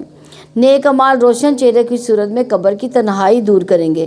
ایک روایت میں آتا ہے کہ اس کے پاس ایک ایسا آدمی آتا ہے نیک اعمال کی شکل میں جس کا چہرہ انتہائی خوبصورت، کپڑے انتہائی خوبصورت، اسے بڑی اچھی خوشبو آتی ہے، وہ کہتا ہے کہ تو خوشخبری پا اس چیز کی جو تجھے خوش کر دے، یعنی اللہ کی رضا، جنت کی، یہ تیرا وہ دن ہے جس کا تجھ سے وعدہ کیا جاتا تھا۔ تو وہ فوت شدہ آدمی سے کہتا ہے کہ اللہ تجھے بھی خیر کی بشارت دے، تو کون ہے؟ تیرا چہرہ کیا ہی مبارک ہے جو خیر لایا۔ وہ کہتا ہے میں تیرا نیک عمل ہوں، اللہ کی قسم جو کچھ میں جانتا ہوں وہ یہ کہ اللہ کی اطاعت میں بڑی جلدی کرتا تھا اور اللہ کی نافرمانی میں سستی کرتا تھا، فجزاک اللہ خیرا۔ تو نیک عمل آج بھی ہمارے اوپر بھاری لگتے ہیں۔ قرآن کی مجلس میں حاضر ہونا، سیکھنا، نیکی کا کام، اور پھر اس میں سے جو عمل کے نقطے ہیں ان پر عمل کرنا، یہ نفس پر بھاری ہوتے ہیں، مصروفیات میں گم ہو جاتے ہیں، پھر یاد نہیں رہتا، لیکن یہی تو کام آنے والے ہیں، اس کی فکر کی ضرورت ہے۔ دنیا میں مشغول نماز میں بس جلدی سے 4 سجدے کر کے آتے ہیں جیسے بوجھ اتار پھینکا ہو، حالانکہ اس نے ساتھ جانا یہ کام یہی دھرے کے دھرے رہ جائیں گے۔ ان کی دعا اس میں یہ ہوگی، پاک ہے تو اے اللہ۔ ان کی آپس کی دعا اس میں سلام ہوگی۔ ان کی دعا کا اختتام یہ ہوگا کہ سب تعریف اللہ تعالیٰ کے لیے جو تمام جہانوں کا رب ہے، یعنی الحمدللہ رب العالمین۔ اور اگر اللہ تعالیٰ لوگوں کو بہت جلدی بھلائی دینے کی طرح ان کو برائی جلدی دے تو یقیناً ان کی مدت ان کی طرف پوری کر دی جائے۔ تو جو لوگ ہماری ملاقات کی امید نہیں رکھتے، ان لوگوں کو ہم ان کی سرکشی میں چھوڑ دیتے ہیں کہ وہ حیران پھرتے ہیں۔ اور انسان کو جب کوئی تکلیف پہنچتی ہے تو وہ ہمیں اپنے پہلو پر یا بیٹھے ہوئے یا کھڑے ہوئے پکارتا ہے، پھر جب ہم اس کی تکلیف کو دور کر دیتے ہیں تو وہ چل دیتا ہے، گویا کہ اس نے ہمیں اس تکلیف میں پکارا ہی نہ ہو جو اسے پہنچی۔ ایسے ہی حد سے گزر جانے والوں کے لیے خوشنما بنا دیا گیا جو وہ عمل کیا کرتے تھے۔ یعنی یہ بڑا بے وفائی والا اور مطلبی معاملہ ہے کہ اللہ کو صرف اس وقت یاد کیا جب پریشانی ہو، جب پریشانی چلے جائے تو پھر انسان بھی غفلت میں پڑ جائے۔ خوشحالی میں، تنگی میں، ہر حال میں کیا کرنا چاہیے؟ اللہ کو یاد کرنا چاہیے۔ اور بلا شبہ یقیناً ہم نے بہت سے زمانوں کے لوگوں کو تم سے پہلے بھی ہلاک کر دیا جبکہ انہوں نے ظلم کیا۔ ان کے پیغمبر ان کے پاس واضح دلائل لائے تھے اور وہ ایسے نہ تھے کہ ایمان لاتے۔ ایسے ہی ہم مجرم لوگوں کو سزا دیتے ہیں۔ پھر تو ہم نے تمہیں ان کے بعد زمین میں جانشین بنا دیا تاکہ ہم دیکھیں کہ تم کیسے عمل کرتے ہو۔ اور جب ان پر ہماری واضح آیات پڑھی جاتی ہیں تو جو لوگ ہماری ملاقات کی امید نہیں رکھتے وہ کہتے ہیں کہ اس کے علاوہ کوئی اور قرآن لاؤ یا اس کو بدل دو۔ آپ کہتے ہیں میرے لیے یہ ممکن نہیں ہے کہ میں اپنی جانب سے اسے بدل دوں، میں اس کی پیروی کرتا ہوں جو مجھ پر وحی کی جاتی ہے۔ بلا شبہ اگر میں اپنے رب کی نافرمانی کروں تو میں ایک بہت بڑے دن کے عذاب سے ڈرتا ہوں۔ آپ کہتے ہیں اگر اللہ تعالیٰ چاہتا تو نہ میں تمہارے سامنے اس کو پڑھتا، نہ اللہ تعالیٰ تمہیں اس کی خبر دیتا، سو یقیناً اس سے پہلے میں تمہارے درمیان ایک عمر بسر کر چکا ہوں۔ تو کیا تم نہیں سمجھتے؟ نبی صلی اللہ علیہ وسلم نبوت سے پہلے کتنے سال رہے تھے؟ 40 سال۔ 40 سال کی عمر میں قرآن نازل ہوا تھا۔ تو اللہ کا حکم یہاں پہ ہے، وہ سنا بھی رہے ہیں 40 سال کے بعد، حالانکہ وہ امی نبی تھے۔ 40 سال کے بعد انہوں نے قرآن سنانا شروع کیا۔ آپ کہتے ہیں اگر اللہ تعالیٰ چاہتا تو نہ میں تمہارے سامنے اس کو پڑھتا، نہ اللہ تعالیٰ تمہیں اس کی خبر دیتا، سو یقیناً اس سے پہلے میں تمہارے درمیان ایک عمر بسر کر چکا ہوں۔ تو کیا تم سمجھتے نہیں؟ پھر اس سے زیادہ ظالم اور کون ہے جس نے اللہ تعالیٰ پر جھوٹ باندھا یا اس کی آیات کو جھٹلایا؟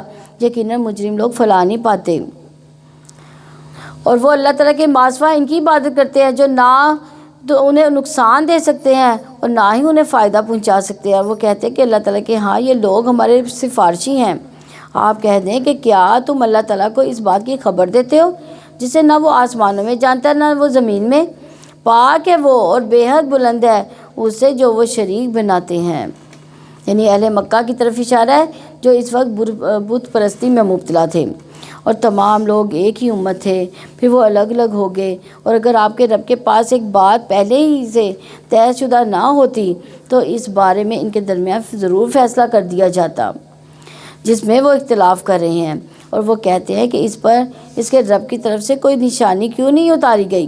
سو آپ کہہ دیں کہ غیب کی خبر صرف اللہ تعالیٰ کے لیے ہے، چنانچہ تم لوگ انتظار کرو، بلا شبہ میں تمہارے ساتھ انتظار کرنے والوں میں سے ہوں۔ اور جب ہم لوگوں کو کسی رحمت کا مزہ چکھاتے ہیں کسی تکلیف کے بعد جو انہیں پہنچی ہو، تب اچانک ان کے لیے ہماری آیات میں کوئی بری چال ہوتی ہے۔ آپ کہہ دیں اللہ تعالیٰ تدبیر میں سب سے زیادہ تیز ہے، بلا شبہ ہمارے فرشتے وہ سب دیکھ رہے ہیں جو تم بری چالیں چلتے ہو۔ یعنی انسان اللہ تعالیٰ کے ساتھ جیسا بھی معاملہ کرتا ہے بے وفائی کا خود غرضی کا، وہ سب کچھ اللہ تعالیٰ لکھ رہا ہے، اللہ کو براہ راست معلوم ہے۔ وہی ہے خشکی سمندر میں تمہیں چلاتا ہے، یہاں تک کہ جب تم کشتیوں میں ہوتے ہو اور وہ انہیں لے کر عمدہ ہوا کے ساتھ چلتی ہیں، اور وہ اس سے خوش ہوتے رہتے ہیں کہ اچانک سخت تیز ہوا آ جاتی ہے اور ان پر ہر جانب سے موج آ جاتی ہے، اور وہ یقین کر لیتے کہ بے شک انہیں گھیر لیا گیا۔ تو وہ اللہ تعالیٰ کے لیے عبادت کو خالص کرتے ہوئے اس کو پکارتے ہیں کہ اگر آپ ہمیں اس سے نجات دے دیں تو ہم ضرور شکر کرنے والوں میں سے ہو جائیں گے۔ تو اس آیت میں دوبارہ پھر اللہ تعالیٰ کی پہچان کی بات ہے کہ اللہ تعالیٰ کی الوہیت کے دلائل ہیں۔ اسی طرح یہاں پہ یہ بھی واضح کر دیا گیا کہ دعا بھی عبادت ہے، اور جو مصیبت کے وقت اللہ تعالیٰ کی طرف رجوع کرتے ہیں، اللہ تعالیٰ پریشان اور بے قرار انسان کی دعا ضرور سنتا ہے، چاہے وہ مسلمان ہو یا نہ ہو۔ یہاں یہ کہنا مقصود ہے کہ جب سارے سہارے ٹوٹ جاتے ہیں، کوئی کام آنے والا نہیں ہوتا، تو پھر سب کو بھول کر اللہ کو پکارتے ہیں، یہ انسان کی فطرت میں ہے۔ لیکن خشکی پر اتر کر پھر وہی شرک، وہی نافرمانی شروع کر دی۔ دیکھا جائے تو دنیا میں انسان کتنے دن اللہ سے بھاگ لے گا، کیونکہ ہم دین کی طرف نہیں آنا چاہتے، نہ آئیں، بھاگیں اللہ سے۔ کہاں پہنچیں گے؟ اللہ ہی کے پاس پہنچنا ہے، پھر بھاگنے کا کیا فائدہ؟ اس لیے اطاعت کی طرف آئیں، جب جانا ہے اسی کے پاس ہے، تو پھر راضی کس کو کرنا ہے؟ اللہ تعالیٰ کو۔ پھر اس نے جب انہیں نجات دے دی تب فوراً وہ زمین میں ناحق سرکشی کرتے ہیں۔ اے لوگو، یقین تمہاری سرکشی تمہارے اپنے ہی خلاف ہے، دنیا کی زندگی کا فائدہ اٹھا لو، پھر ہماری طرف ہی تمہیں لوٹ کر آنا ہے، تو ہم تمہیں بتا دیں گے جو تم عمل کیا کرتے تھے۔ دنیا کی زندگی کی مثال پانی جیسی ہے، جسے ہم نے آسمان سے نازل کیا تو اس سے زمین کے اگنے والی چیزیں خوب مل جل گئیں۔ اس میں سے جو انسان اور چوپائے کھاتے ہیں، یہاں تک کہ زمین نے اپنی رونق لے لی اور خوب مزین ہو گئی۔ اس کے رہنے والوں نے یقین کر لیا کہ بے شک اب وہ اس پر قادر ہیں۔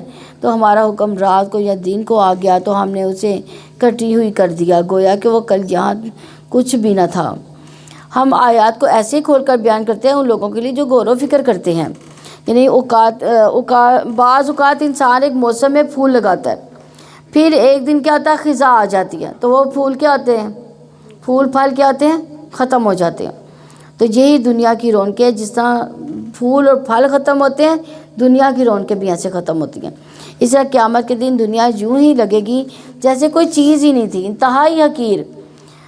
گھر میں اولاد ہے، جن چیزوں کو ہم بہت بڑا سمجھتے ہیں، جن سے بڑا خوش ہوتے ہیں، بڑے انسپائر ہوتے ہیں، ان سب چیزوں کے بارے میں سوچیے، آج جانیے، ضرور دیکھیے کہ کل ان کی قدر و قیمت جو ہے وہ حقیر ہو جائے گی۔ یعنی آج ان کی قدر و قیمت بہت زیادہ ہے، جیسے اولاد ہے، مال ہے، آج ان کی قدر و قیمت ہماری نظر میں کتنی ہے، لیکن کل کیا ہوگی، ان کی قدر و قیمت جو ہے ہماری نظر میں حقیر ہو جائے گی۔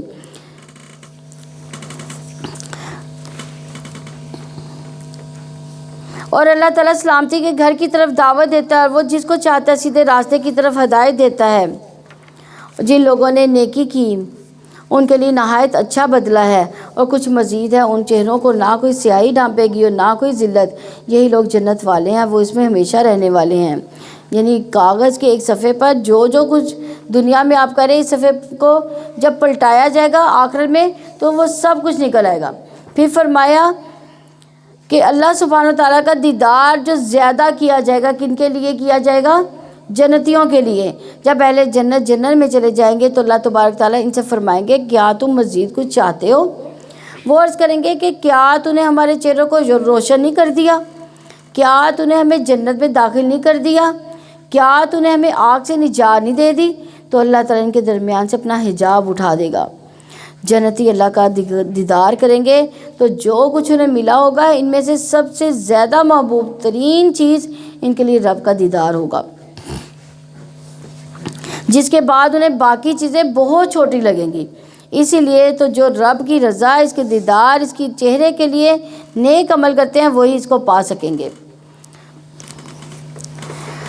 اور جن لوگوں نے برائیاں کمائی تو برائی کا بدلہ اس جیسا ہوگا، ان کو رسوائی ڈھانپے گی، کوئی انہیں اللہ تعالیٰ سے بچانے والا نہ ہوگا۔ گویا ان کے چہرے سیاہ رات کے ٹکڑوں سے ڈھانپ دیے گئے۔ یہی لوگ آگ والے ہیں، وہ اس میں ہمیشہ رہنے والے ہیں۔ اور جس دن ہم ان سب کو جمع کریں گے، پھر ہم ان لوگوں سے کہیں گے جنہوں نے شریک بنائے کہ تم اور تمہارے شریک اپنی جگہ رہو۔ پھر ہم ان کے درمیان علیحدگی کر دیں گے۔ ان کے شریک کہیں گے کہ تم ہماری عبادت تو نہیں کرتے تھے۔ یعنی دنیا میں تو جو لوگ جن کی پوجا کرتے ہیں قیامت کے دن ان کے ساتھ ہوں گے، لیکن تب کیا ہوگا؟ قیامت کے دن وہ سب بیزار ہو جائیں گے۔ بہت سے لوگ سورج کے پیچھے چلیں گے، کچھ لوگ چاند کے، کچھ بتوں کے پیچھے۔ پھر جب ان کو بھی جہنم میں پھینکا جائے گا تو وہ بھی ساتھ ہی چلیں گے اور ان کے معبود وہاں جا کر انکار کر دیں گے۔ سو ہمارے اور تمہارے درمیان اللہ تعالیٰ ہی کافی گواہ ہے۔ بلا شبہ ہم تمہاری عبادت سے یقیناً بے خبر تھے۔ وہاں ہر نفس جانچ لے گا جو اس نے آگے بھیجا، اور وہ اللہ تعالیٰ کی طرف لوٹائے جائیں گے۔ جو ان کا حقیقی مالک ہے ان سے گم ہو جائے گا جو جھوٹ وہ گڑا کرتے تھے۔ آپ کہہ دیں کہ کون تمہیں آسمان اور زمین سے رزق دیتا ہے، یا کون ہے جو کانوں اور آنکھوں کا مالک ہے، اور کون زندہ کو مردہ سے نکالتا ہے، مردہ کو زندہ سے نکالتا ہے، اور کون ہر کام کی تدبیر کرتا ہے۔ تو جلدی وہ کہیں گے اللہ تعالیٰ، کہو تو کیا تم ڈرتے نہیں ہو؟ تو یہاں پہ سوچئے انسان کے لیے پانی، چارہ، کھانا کہاں سے آ رہا ہے۔ اگر پانی نہ اللہ تعالیٰ برسائے تو کیا ہوگا؟ پانی ختم ہو جائے گا۔ برف نہ پڑے تو پانی ذخیرہ ہونا ختم ہو جائے گا۔ زمین کچھ بھی نہیں اگائے گی پانی کے بغیر، کھانے کو انسان ترس جائے گا۔ تو جب سب کچھ وہ دے رہا ہے، خالق وہ ہے، مالک وہ ہے، رازق وہ ہے، تو اس کی عبادت کیوں نہیں کرتے؟ اس کے آگے کیوں نہیں جھکتے؟ اس سے کیوں نہیں ڈرتے؟ وہ اللہ تعالیٰ تمہارا حقیقی رب ہے۔ پھر حق کے بعد گمراہی کے سوا کیا ہے؟ پھر تم کدھر پھیرے جا رہے ہو؟ ایسے ہی تیرے رب کی بات ان لوگوں پر سچی ہوگی جنہوں نے نافرمانی کی کہ یقین وہ ایمان نہیں لائیں گے۔ آپ کہہ دیں کیا تمہارے شریکوں میں سے کوئی ہے جو تخلیق کی ابتدا کرتا ہے پھر اس کو دوبارہ بناتا ہے؟ آپ کہہ دیں اللہ تعالیٰ ہی تخلیق کی ابتدا کرتا ہے پھر اسے دوبارہ بناتا ہے، تو تم کہاں بہکائے جاتے ہو؟ آپ کہہ دیں کیا تمہارے شریکوں میں سے کوئی ہے جو حق کی طرف رہنمائی کرتا ہو؟ آپ کہتے ہیں اللہ تعالیٰ ہی حق کے لیے رہنمائی کرتا ہے، تو کیا جو حق کی طرف رہنمائی کرتا ہے وہ اس بات کا زیادہ حقدار ہے کہ اس کی پیروی کی جائے، یا وہ جو خود ہی راستہ نہ پاتا ہو سوائے اس کے کہ اسے راستہ بتایا جائے؟ تو کیا ہے تم کیسے فیصلے کرتے ہو؟ تو حقیقت یہ ہے کہ ان میں سے اکثر لوگ قیاس اور گمان کے پیچھے چلتے ہیں، ان کے پاس دلیل کوئی نہیں ہوتی، حالانکہ گمان حق کے مقابلے میں کسی کام نہیں آتا۔ تو دنیا میں جو لوگ بھی اللہ اور حق کا انکار کرتے ہیں وہ صرف وہم و گمان کا شکار ہیں۔ ان کے اپنے کچھ خود ساختہ خیالات ہیں، کوئی ٹھوس دلیل نہیں ہے ان کے پاس۔ ان میں سے اکثر لوگ نہیں پیروی کرتے مگر ایک گمان کی، یقیناً گمان حق کے مقابلے میں کچھ بھی کام نہیں آئے گا۔ یقیناً اللہ تعالیٰ خوب جاننے والا ہے جو بھی وہ کرتے ہیں، اور یہ قرآن ایسا نہیں کہ غیر اللہ سے گھڑ لیا گیا ہو، لیکن اس کی تصدیق ہے جو اس سے پہلے ہے، اور کتاب کی تفصیل ہے، اس میں کوئی شک نہیں کہ یہ اللہ رب العالمین کی طرف سے ہے۔ یعنی اللہ کی توحید کے دلائل کے بعد قرآن کی تصدیق کی جا رہی ہے، تاکہ اگر انسان ایمان لے آئے تو ہدایت کا سامان بھی ہو، ورنہ خالی اللہ کو رب مان لینا ہی کافی نہیں، اس کو جاننا بھی ضروری ہے کہ وہ رب ہے، اس کی اطاعت ضروری ہے۔ یہاں وہ لوگ کہتے ہیں کہ اس نے اسے گھڑ لیا، آپ کہہ دیں تو جیسی ایک صورت تم لے آؤ، اللہ تعالیٰ کے سوا جن کی تم استطاعت رکھتے ہو ان کو بلا لاؤ اگر تم سچے ہو۔ بلکہ انہوں نے اس چیز کو جھٹلا دیا جس کے علم کا انہوں نے احاطہ نہیں کیا، حالانکہ ابھی ان کے پاس اس کی اصل حقیقت نہیں آئی تھی۔ ایسے ہی لوگوں نے بھی جھٹلا دیا جو ان سے پہلے تھے۔ تو آپ دیکھ لو جو ظالموں کا انجام کیسا ہوا۔ اور ان میں سے کچھ وہ بھی ہیں جو اس قرآن پر ایمان لاتے ہیں، ان میں سے کچھ وہ بھی ہیں جو اس پر ایمان نہیں لاتے، اور آپ کا رب فساد کرنے والوں کو زیادہ جاننے والا ہے۔ اور اگر وہ تجھے جھٹلائیں تو کہہ دو کہ میرے لیے میرا عمل، تمہارے لیے تمہارا عمل، جو کچھ میں کرتا ہوں اس سے تم بری ہو، اور جو کچھ تم عمل کرتے ہو اس سے میں بری ہوں۔ اور ان میں سے کچھ ہیں جو آپ کی طرف کان لگاتے ہیں، تو کیا آپ بہروں کو سنائیں گے اگر نہ وہ سمجھتے ہوں؟ اگرچہ یعنی صرف سننے جانا اور عمل کچھ نہ کرنا انسان کے لیے ہلاکت کا باعث ہے، یعنی سنتے ہی جانا، عمل میں وہ چیز نہ لانی۔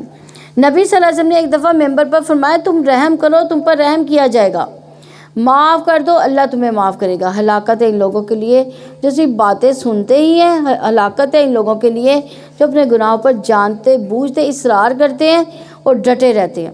اس لیے یہاں جو قابل غور بات ہے کہ مومن و کافر کی بصارت اور بصیرت میں فرق ہوتا ہے۔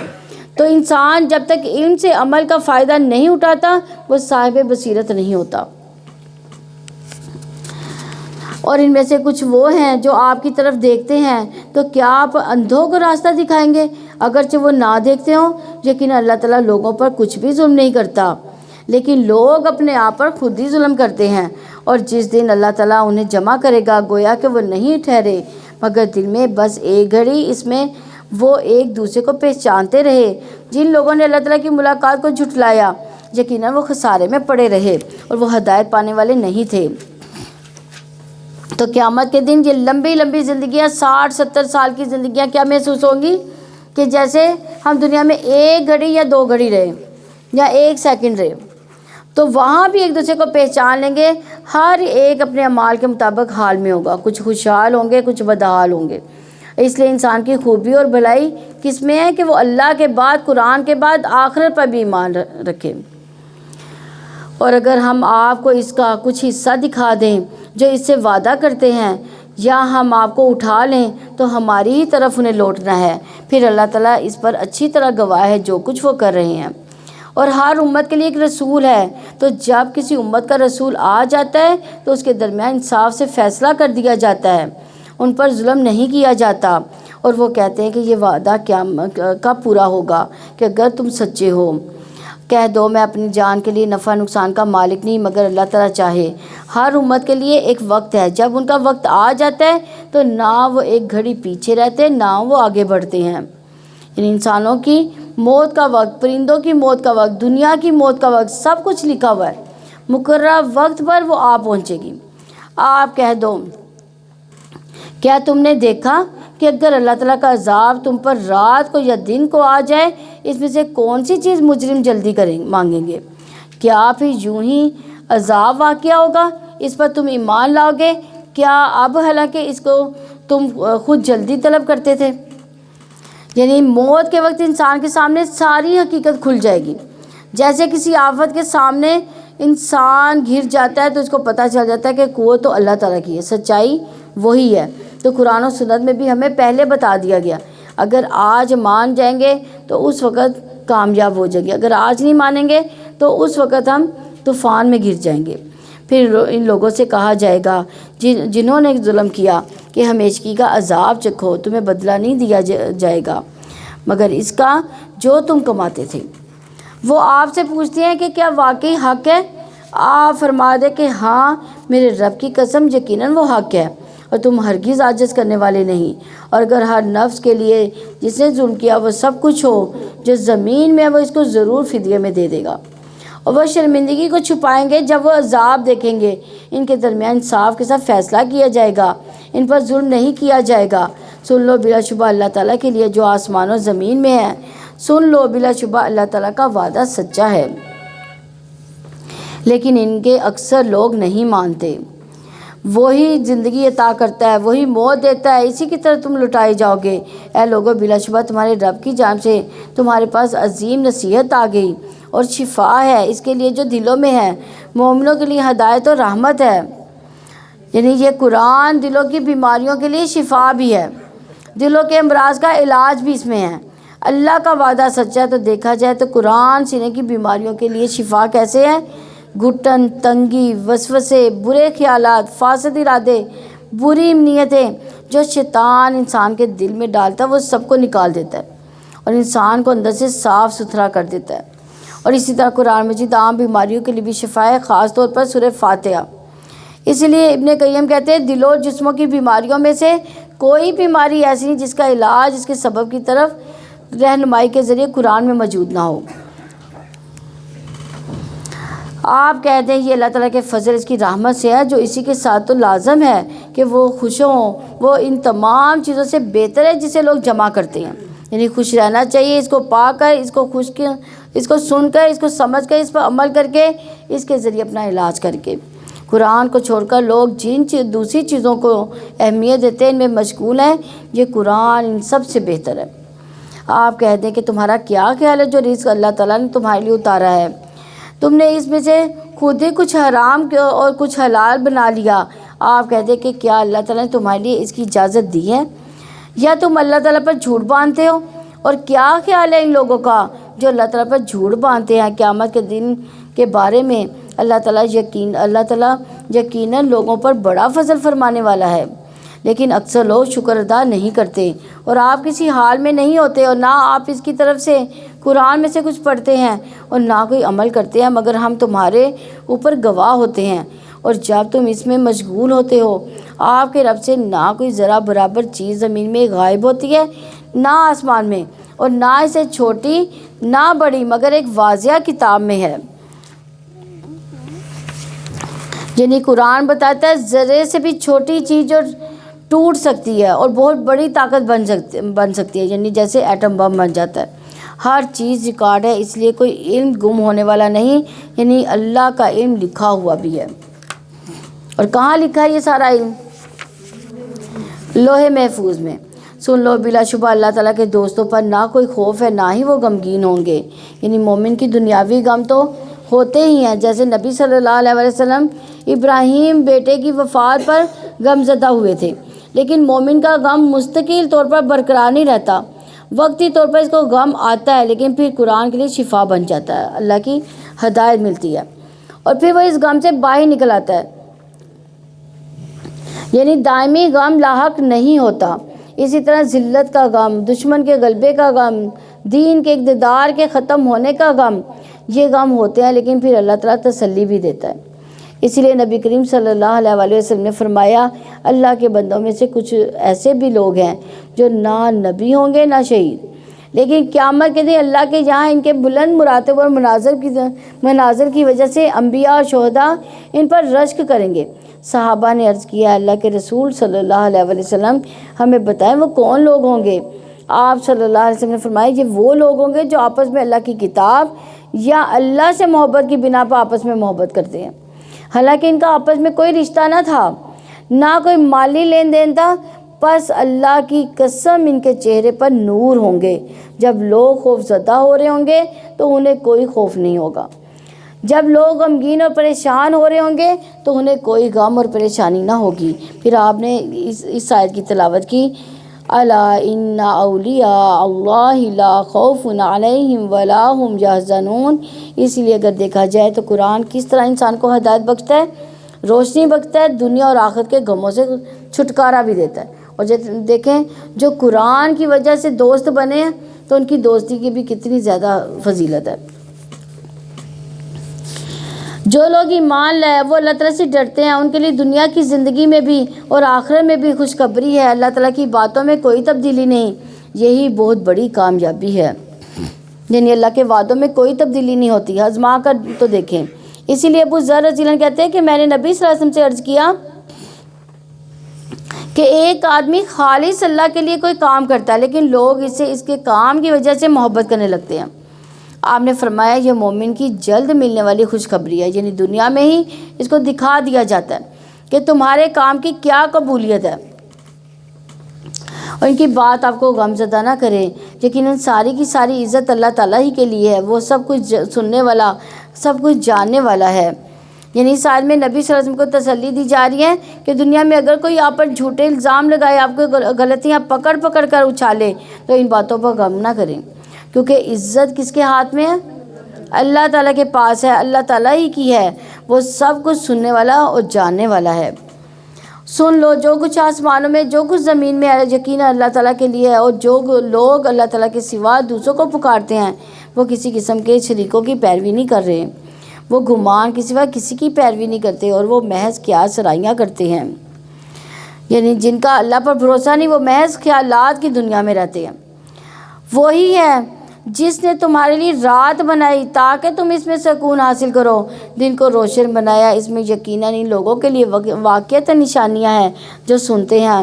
وہ کہتے ہیں کہ اللہ تعالیٰ نے اولاد بنا رکھی ہے، وہ پاک ہے، وہ بے پرواہ ہے، اسی کا ہے جو کچھ آسمانوں میں ہے اور جو کچھ زمین میں ہے، تمہارے پاس اس کی کوئی دلیل نہیں، کیا تم اللہ تعالیٰ پر وہ کہتے ہو جو تم جانتے نہیں؟ آپ کہہ دیں یقیناً جو اللہ تعالیٰ پر جھوٹ باندھتے ہیں وہ فلاح نہیں پائیں گے، دنیا میں تھوڑا سا فائدہ ہے، پھر ہماری ہی جانب انہیں لوٹنا ہے، پھر ہم انہیں سخت عذاب چکھائیں گے اس وجہ سے جو وہ کفر کرتے تھے۔ یعنی من گھڑت دین پیش کر کے دنیا سے تو کچھ فائدہ حاصل کر سکتے ہیں، لیکن پھر انہیں ہماری ہی طرف لوٹ کر آنا ہے۔ اور آپ ان پر نوح کی خبر پڑھ دیں جب اس نے اپنی قوم سے کہا، اے میری قوم، اگر اللہ تعالیٰ کی آیات کے ساتھ میرا کھڑا ہونا، میرا نصیحت کرنا تم پر بھاری گزرا ہے تو میں نے اللہ تعالیٰ پر بھروسہ کیا، سو تم اپنے معاملے کا اپنے شریکوں سمیت کوئی متفقہ فیصلہ کرو، پھر تمہارا معاملہ تم پر چھپا نہ رہے، پھر مجھ پر سے کر گزرو اور مجھے مہلت نہ دو، پھر اگر تم نے منہ موڑا تو میں نے تم سے کوئی اجرت نہیں مانگی، میری اجرت اللہ تعالیٰ ہی کے ذمہ ہے اور مجھے حکم دیا گیا کہ میں فرما برداروں میں سے ہو جاؤں۔ بس انہوں نے اسے جھٹلایا تو ہم نے اسے اور اس کی لوگوں کو نجات دی جو کشتی میں اس کے ساتھ تھے، اور ہم نے انہیں جانشین بنایا جنہوں نے ہماری آیات کو جھٹلایا، ان لوگوں کو ہم نے غرق کر دیا، سو آپ دیکھو ان کا کیسا انجام ہوا جنہیں ڈرایا گیا تھا۔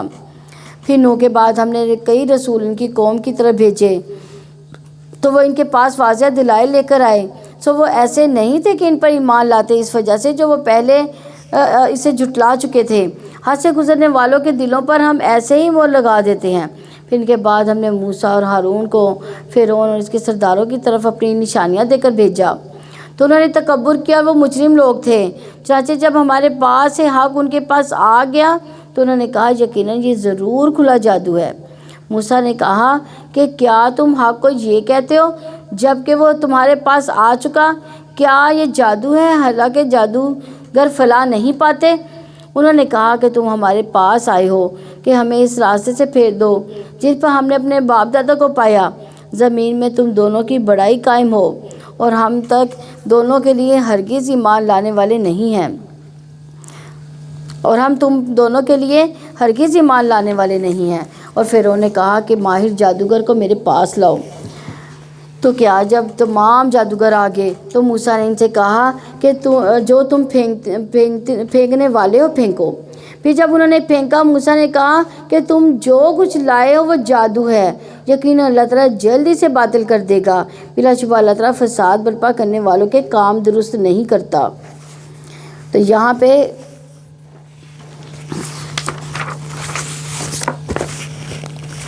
اگر کسی پر جادو کا شک ہو، شبہ ہو، تو یہ آیت جو پڑھنا بہت فائدہ دیتی ہے۔ ما جئتم بسحر ان اللہ سیبطلہ، بار بار جو ہے نا اس کو ریپیٹ کیا جا سکتا ہے، ان اللہ لا یصلح عمل المفسدین، اس طرح بار بار پڑھنا جو ہے اس کے لیے فائدہ مند ہوگا۔ تو اللہ تعالیٰ اپنی باتوں سے حق کو حق کر دیتا ہے، خواہ مجرم برا سمجھے۔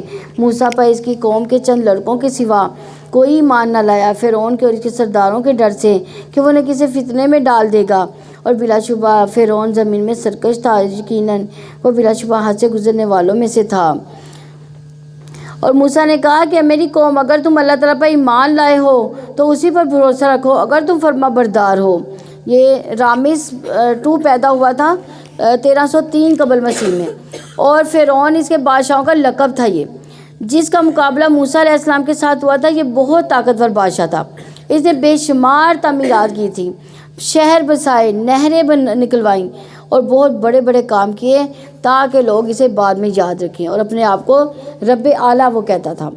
اور اتنی اس کی ہیبت اور خوف تھا اس کی اپنی قوم پر اور بنی اسرائیل پر بھی کہ انہیں ڈر لگتا تھا کہ موسیٰ علیہ السلام کے پیچھے چلے یا ان کی کوئی بات مانی۔ تو اسی کی طرف جہاں اشارہ ہے کہ خوف من فرعون و ملائہم ان یفتنہم، قرآن بھی یہ بتاتا ہے وَإِنَّ فِرْعَوْنَ لَعَالٍ فِي الْأَرْضِ، یعنی لوگوں کو سخت سزائیں دیتا تھا جو اس کی بات نہیں مانتے تھے۔ کتنی بڑی آزمائش تھی دیکھا جائے تو۔ ہمارے لیے لا الہ الا اللہ پڑھنے میں کوئی مشکل نہیں، لیکن جب کوئی یہ کلمہ نہ پڑھے تو ظاہر ہے اس وقت جس نے ایمان کا دعویٰ کیا اس کا اجر و مرتبہ بھی کتنا بڑا ہوگا۔ موسیٰ نے کہا اے میری قوم، اگر تم اللہ تعالیٰ پر ایمان لائے ہو تو اسی پر بھروسہ رکھو، اگر تم فرما بردار ہو۔ یعنی سارے خوف اور مشکل سے نکلنے کا راستہ کیا ہے؟ توکل۔ یہاں توکل کو دعا پر مقدم کیا گیا ہے، یعنی دعا مانگنے والے پر حق ہے کہ وہ اپنی دعا کی بنیاد کس پر رکھے؟ اللہ پر توکل کے ساتھ، اللہ پر بھروسہ کرتے ہوئے مانگے کہ وہ ضرور میرا مسئلہ حل کر دے گا۔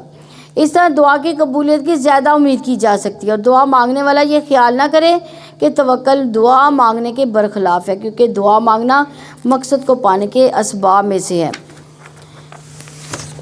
اس لیے توکل، بھروسہ، دعا یہ سب ساتھ ساتھ ہے،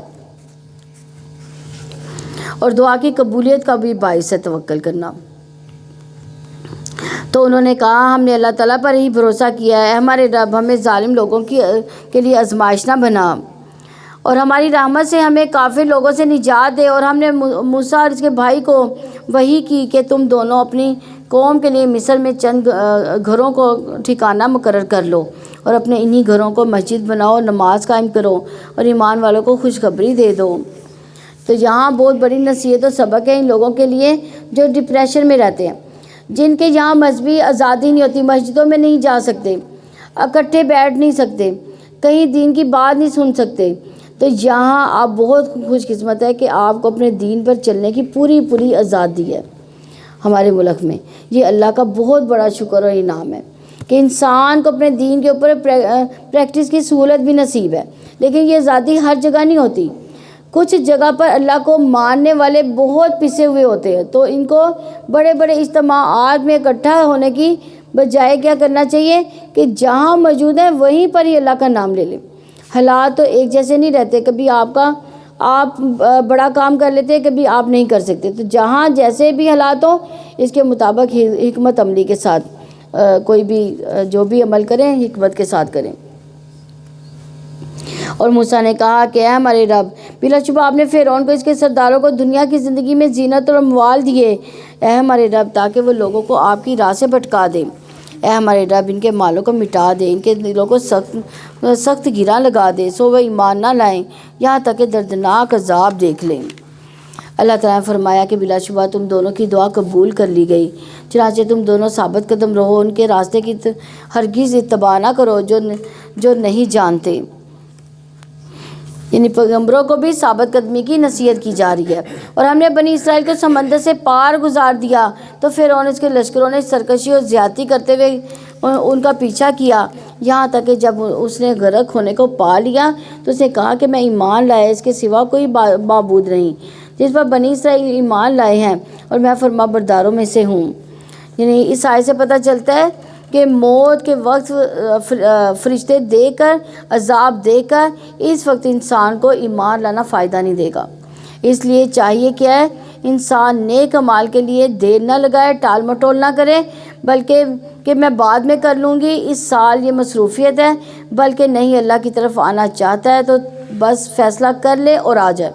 اس لیے ابو ہریرہ رضی اللہ عنہ کہتے ہیں کہ رسول اللہ صلی اللہ علیہ وسلم نے فرمایا 3 چیزوں کے ظاہر ہو جانے کے بعد کسی ایسے شخص کو اس کا ایمان لانا فائدہ نہ دے گا جو اس سے پہلے ایمان نہ لایا تھا، یا اس نے اپنے ایمان کی حال میں کوئی نیکی نہ کمائی ہو۔ پہلا کہ جب سورج مغرب سے نکلے گا، دوسرا جب دجال نکل آئے گا، تیسرا جب زمین سے جانور نکلے گا جو لوگوں سے باتیں کرے گا۔ اور اسی طرح ایک روایت میں آتا ہے کہ جب جان حلق تک آ جاتی ہے پھر ایمان لانا فائدہ نہیں ہوتا۔ اسی لیے اس وقت یہ کہنا کہ فلاں کو صدقہ دے دو، وہ تو اب دوسروں کا مال ہو گیا، وہ صدقہ بھی اسی وقت فائدہ نہیں دیتا۔ اس لیے صحت کی حال میں، زندگی کی حال میں، جوانی میں طاقتور ہیں تب اللہ کی عبادت کی طرف راغب ہوں، کیونکہ 7 لوگ عرش کے سائے تلے ہوں گے، ان میں سے ایک وہ جوان جس کی جوانی اللہ کی عبادت میں گزری ہو۔ اس لیے بڑھاپے کا انتظار نہیں کرنا چاہیے۔ ہم لوگ کیا کرتے ہیں، جوانی میں ہم لوگ کہتے ہیں ایسے گزار لیتے ہیں، بڑھاپے میں اللہ کی عبادت کر لیں گے، یا جوانی میں ہم لوگ حج عمرہ نہیں کرنے جاتے ہیں، ہم کہتے ہیں اچھا بچوں کی شادیاں کر لیں تو بوڑھے ہوں گے ایک ہی دفعہ گناہ بخشوا لیں گے، ایسے ہی کرتے ہیں نا۔ تو بڑھاپے کا انتظار نہیں کرنا چاہیے، کیا پتہ کہ زندگی کتنی ہے، فوراً جلدی کرنی چاہیے۔ کیا اب حالانکہ بلا شبہ اس سے پہلے تو نے نافرمانی کی اور تو فساد برپا کرنے والوں میں سے تھا، سو آج ہم تیرے بدن کو بچائیں گے تاکہ تو ان کے لیے جو تیرے پیچھے ہیں نشانی بن جاؤ۔ بلا شبہ بہت سے لوگ ہماری نشانیوں سے یقیناً غافل ہیں۔ تو آپ دیکھیں کہ آج فرعون کی جو لاش ہے ہمارے لیے عبرت کا نشان ہے، اور بلا شبہ یقیناً ہم نے بنی اسرائیل کو ٹھکانہ دیا تھا، باعزت ٹھکانہ، اور انہیں پاک چیزوں میں سے رزق دیا تھا، تو انہوں نے باہم اختلاف نہیں کیا حتیٰ کہ ان کے پاس علم آ گیا۔ یقیناً آپ کا رب ان کے درمیان قیامت کے روز اس کا فیصلہ کر دے گا جس میں وہ اختلاف کرتے تھے۔ پھر اگر آپ اس بارے میں کسی شک میں ہو جو ہم نے آپ کی طرف نازل کیا ہے تو آپ ان لوگوں سے پوچھیں جو آپ سے پہلے کتاب پڑھتے ہیں، بلا شبہ یقیناً آپ کے پاس آپ کے رب کی طرف سے حق ہی آیا ہے، سو آپ ہرگز شک کرنے والوں میں سے نہ ہو، اور آپ ہرگز ان لوگوں میں سے نہ ہونا جنہوں نے اللہ تعالیٰ کی آیات کو جھٹلا دیا، ورنہ آپ خسارہ پانے والوں میں سے ہو جائیں گے۔ یقیناً جن لوگوں پر آپ کے رب کی بات ثابت ہو گئی وہ ایمان نہیں لائیں گے، اگرچہ ان کے پاس ہر نشانی آ جائے، یہاں تک کہ وہ دردناک عذاب کو دیکھ لیں۔ سو کیوں نہ کوئی بستی ایسی ہوئی کہ ایمان لائی ہو، پھر اس کے ایمان نے اسے نفع دیا ہو، یونس کی قوم کے سوا، کہ جب وہ ایمان لائے تو ہم نے اس دنیا کی زندگی میں ان سے رسوائی کا عذاب ہٹا دیا اور انہیں ایک وقت تک کے لیے سامان زندگی دے دیا۔ اور اگر آپ کا رب چاہتا تو جو زمین میں سب اکٹھے ضرور ایمان لاتے، تو کیا آپ لوگوں کو مجبور کریں گے یہاں تک کہ وہ سب مومن ہو جائیں؟ اور کسی انسان کے لیے ممکن ہی نہیں کہ وہ ایمان لائے مگر اللہ تعالیٰ کے اذن سے، اور وہ ان پر گندگی ڈال دیتا ہے جو لوگ نہیں سمجھتے۔ کہہ دو کہ دیکھو آسمان و زمین میں کیا کچھ ہے، اور نشانیاں اور ڈرانے والی چیزیں ان کے کام نہیں آتی جو لوگ ایمان نہیں لاتے، کیونکہ ہدایت جو چاہتا ہے اس کے لیے بڑے بڑے دلائل موجود ہیں، تو نہیں وہ انتظار کرتے سوائے ان لوگوں جیسے دنوں کا جو ان لوگوں سے پہلے گزر چکے ہیں۔ آپ کہہ دے بس تم انتظار کرو، بلا شبہ میں بھی تمہارے ساتھ ہی انتظار کرنے والوں میں سے ہوں۔ پھر ہم اپنے رسولوں کو، ان لوگوں کو جو ایمان لائے، نجات دیتے ہیں، اسی طرح ہم پر حق ہے کہ ہم مومنوں کو نجات دیں۔ کہہ دو کہ اے لوگو، اگر تم میرے دین کے بارے میں کسی شک میں ہو تو میں اس کی عبادت نہیں کرتا اللہ تعالیٰ کے سوا جن کی تم عبادت کرتے ہو، لیکن میں اس اللہ تعالیٰ کی عبادت کرتا ہوں جو تمہیں موت دیتا ہے، اور مجھے حکم دیا گیا ہے کہ میں ایمان لانے والوں میں سے ہو جاؤں۔ تو کوئی بڑے سے بڑا ڈاکٹر انسان کو موت کے منہ سے نہیں نکال سکتا، تو موت انسان کو عاجز کر دینے والی ہے۔ موت بتاتی ہے کہ کوئی اور ہے جس کا حکم چلتا ہے، اور یہ کہ اپنے چہرے کو یکسو ہو کر اسی دین کے لیے سیدھا رکھو، مشرکوں میں سے ہرگز نہ ہو جانا، اور آپ اللہ تعالیٰ کے ماں سوا نہ کسی کو پکاریں جو نہ آپ کو نفع دے سکتا ہے نہ آپ کو نقصان دے سکتا ہے، پھر اگر آپ نے ایسا کیا تو یقیناً آپ تب ظالموں میں سے ہو جاؤ گے۔ اور اگر اللہ تعالیٰ آپ کو کوئی نصیحت پہنچائے تو اس کے سوا اسے دور کرنے والا کوئی نہیں، اور اگر وہ آپ سے کسی بھلائی کا ارادہ کرے تو آپ کے فضل کو ہٹانے والا کوئی نہیں، اور اپنے بندوں میں سے جسے چاہتا ہے فضل پہنچا دیتا ہے، اور وہ بے حد بخشنے والا نہایت رحم والا ہے۔ یعنی اس آیت سے پتہ چلتا ہے کہ اگر انسان کا یہ عقیدہ مضبوط ہو جائے کہ سارا نفع نقصان کس کے ہاتھ میں ہے؟ اللہ کے ہاتھ میں، تو اس کے سارے فکر اور غم دور ہو جائیں گے۔ اللہ ہم پر اپنا فضل کر دے، اللہ ہمیں بخش دے اور ہم پر رحم فرمائے۔ آپ کہتے ہیں لوگوں، بلا شبہ تمہارے رب کی طرف سے تمہارے پاس حق آ گیا، تو جس نے ہدایت کو اپنایا وہ بلا شبہ اپنے ہی لیے ہدایت کو اپناتا ہے، اور جو گمراہ ہوا تو یقیناً وہ اپنے ہی نفس کے خلاف گمراہ ہوتا ہے، اور میں تمہارے اوپر کوئی نگران نہیں ہوں۔ یعنی پچھلی قوموں کے انجام کو بتا کر آپ صلی اللہ علیہ وسلم کو اصل میں تسلی دی جا رہی ہے کہ ابھی آپ کو جو کہا جا رہا ہے وہ کرتے جائیں، انجام کی فکر نہ کیجیے، صبر کے ساتھ اپنا مشن مکمل کیجیے، اللہ پر فیصلہ چھوڑ دیجیے، وہ بہترین فیصلہ کرتا ہے، وہ آپ کی کوششوں کو کبھی ضائع نہیں ہونے دے گا۔ اس لیے صبر اور نیک اعمال لازم اور ملزوم ہے۔ اس کے علاوہ وحی کی اتباع کرنا اور پھر اس کی پیروی کرنا، یہ سب ایمان کا حصہ ہے، اور آپ اسی کی پیروی کریں جو آپ کی طرف وحی کی جاتی ہے، اور آپ صبر کریں یہاں تک کہ اللہ تعالیٰ فیصلہ فرما دے، اور وہی سب فیصلہ کرنے والوں میں سے بہترین ہے۔ سورہ ہود یہ مکی ہے، اس میں 123 آیات اور 10 رکوع ہیں۔ اللہ کے نام سے جو وسیع رحمت والا نہایت رحم والا ہے۔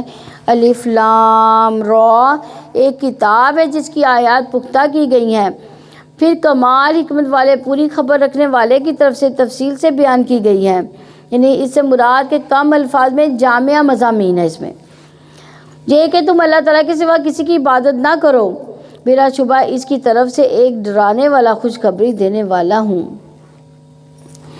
یعنی اس لیے اس سورت کا مضمون میسیج کیا ہے کہ اللہ کے سوا کسی کی عبادت نہ کرو، توحید کی دعوت، اور یہ کہ اپنے رب کی بخشش مانگو، اور یہ کہ اپنے رب سے بخشش مانگو، پھر اس کی طرف پلٹ آؤ تو وہ تمہیں ایک مقررہ وقت تک بہترین سامان زندگی دے گا، اور ہر زیادہ عمل کرنے والے کو اس کا زیادہ ثواب دے گا، اور اگر تم پھر گئے تو یقیناً میں تم پر ایک بہت بڑے دن کے عذاب سے ڈرتا ہوں۔ یعنی عبادت کے علاوہ کیا کریں؟ استغفار کریں۔ اس سے پتہ چلتا ہے توبہ استغفار میں دنیا میں بھی رزق وافر مقدار میں آتا ہے، اور آخرت بھی انسان کی اچھی رہتی ہے۔ اللہ تعالیٰ ہی کی طرف تمہارا لوٹنا ہے، اور وہ اس چیز پر پوری قدرت رکھنے والا ہے۔ سن لو، وہ اپنے سینوں کو بلا شبہ موڑتے ہیں تاکہ وہ اس سے چھپ جائیں۔ سن لو، جب وہ اپنے کپڑوں کو اچھی طرح اوڑھتے ہیں، وہ جانتا ہے جو وہ چھپاتے ہیں اور جو وہ ظاہر کرتے ہیں، بے شک وہ سینوں والی بات کو خوب جاننے والا ہے۔ تو اس بات پر ایمان ہونا چاہیے کہ اللہ کا علم ہر چیز پر چھایا ہوا ہے، وہ کھلی چھپی ساری باتوں کو جاننے والا ہے، اس لیے اس کے ساتھ اپنا معاملہ درست کر لینا چاہیے۔ اللہ تعالیٰ سے دعا ہے اللہ تعالیٰ ہمیں اس کی سمجھ عطا فرمائے اور اس پر عمل کرنے والا بنائے، سمجھنے اور اس پر عمل کرنے والا بنائے، اور اللہ تعالیٰ ہمیں قرآن پڑھنا آسان فرما دے، ہمیں نمازیں پڑھنا آسان فرما دے، اور اللہ تعالیٰ ہمیں دنیا میں نیکیاں کرنے کی توفیق عطا فرما دے، ایسے کام کرنے کی توفیق دے دے جس سے اللہ تعالیٰ ہم سے راضی ہو جائے، ہمیں اس دنیا کی بھی بھلائیاں عطا فرما دے، آخرت کی بھی بھلائیاں عطا فرما دے۔ یا ارحم الراحمین، ہم سب کے ہاتھ تیرے آگے کھلے ہیں۔ یا ارحم الراحمین، ہم میں سے جس کی جو التجا ہے اللہ تعالیٰ تو جانتا ہے، میں نہیں جانتی، اللہ تعالیٰ سب کی التجائیں قبول فرما لے۔ یا ارحم الراحمین، تو ہم پر اپنی رحمت سے ہمارے گناہوں کو معاف فرما دے۔ اللہ ہمیں ایسے کام کرنے کی توفیق عطا فرما دے جس سے ہم پر جنت واجب ہو جائے۔ اللہ آخری وقت میں کلمہ نصیب فرمانا۔ یا ارحم الراحمین، دنیا سے جائیں تو تیرا سلام آئے اور جنت کا پیغام آئے۔ یا ارحم الراحمین، ہمیں قبر کے اندھیروں سے بھی محفوظ فرمانا، آخرت کی سختیوں سے محفوظ فرمانا۔ اللہ اپنے عرش کا سایہ نصیب فرمانا۔ اللہ ہمیں شہادت کی موت عطا فرمانا۔ یا ارحم الراحمین، ہمیں شہادت کی موت عطا فرمانا۔ یا ارحم الراحمین، ہمارے دلوں کا کینہ دور فرما دے۔ اللہ تو ہمارے دلوں کو بغض، کینہ، حسد جیسی بیماریوں اور نفاق جیسی بیماریوں سے محفوظ فرما دے۔ اللہ ہمارا دل مومنوں کے لیے صاف اور پاک کر دے۔ یا ارحم الراحمین، ہمیں اسلام کے لیے صاف پاک کر دے۔ اللہ ہم تیرے لیے اخلاص کے لیے پاک ہو جائیں۔ یا ارحم الراحمین، ہمارے دل پاک صاف کر دے۔ یا ارحم الراحمین، ہمارے رشتہ داروں کو بھی صحت عطا فرما۔ اللہ ہم سب کو بھی صحت عطا فرما۔ یا ارحم الراحمین، ہم سب میں اتفاق پیدا فرما دے۔ اللہ ہمارے سب مسلمانوں کے دلوں کو جوڑ دے۔ یا ارحم الراحمین، ہمیں محبت اتفاق پیدا کر دے۔ یا ارحم الراحمین، فلسطین کے مسلمانوں کے لیے بھی اپنی رحمت فرما، اللہ ان کی مدد فرما۔ اللہ کشمیر کے مسلمانوں کی بھی مدد فرما۔ یا ارحم الراحمین، ہمارے ملک میں بھی اچھے حکمران عطا فرما۔ یا ارحم الراحمین، ہمارے ملک کے حالات بھی اچھے فرما دے۔ یا اللہ ہمارے گناہوں کی وجہ سے جو حالات ملک کے پیدا ہوتے، اللہ ہمارے وہ گناہ معاف فرما دے۔ اللہ ہماری آخرت اچھی کر دے، اللہ ہماری دنیا اچھی کر دے۔ اللہ ہمارے گھروں میں سکون عطا فرما دے۔ اللہ ہمارے بچوں کو سکون عطا فرما دے۔ یا ارحم الراحمین، ہماری بیٹیوں کے اچھے بر عطا فرما دے۔ اللہ ہمارے بیٹوں کے اچھے کاروبار عطا فرما دے۔ سبحانک اللہم و بحمدک، نشہد ان لا الہ الا انت، نستغفرک و نتوب الیک۔ السلام علیکم یا ارحم الراحمین۔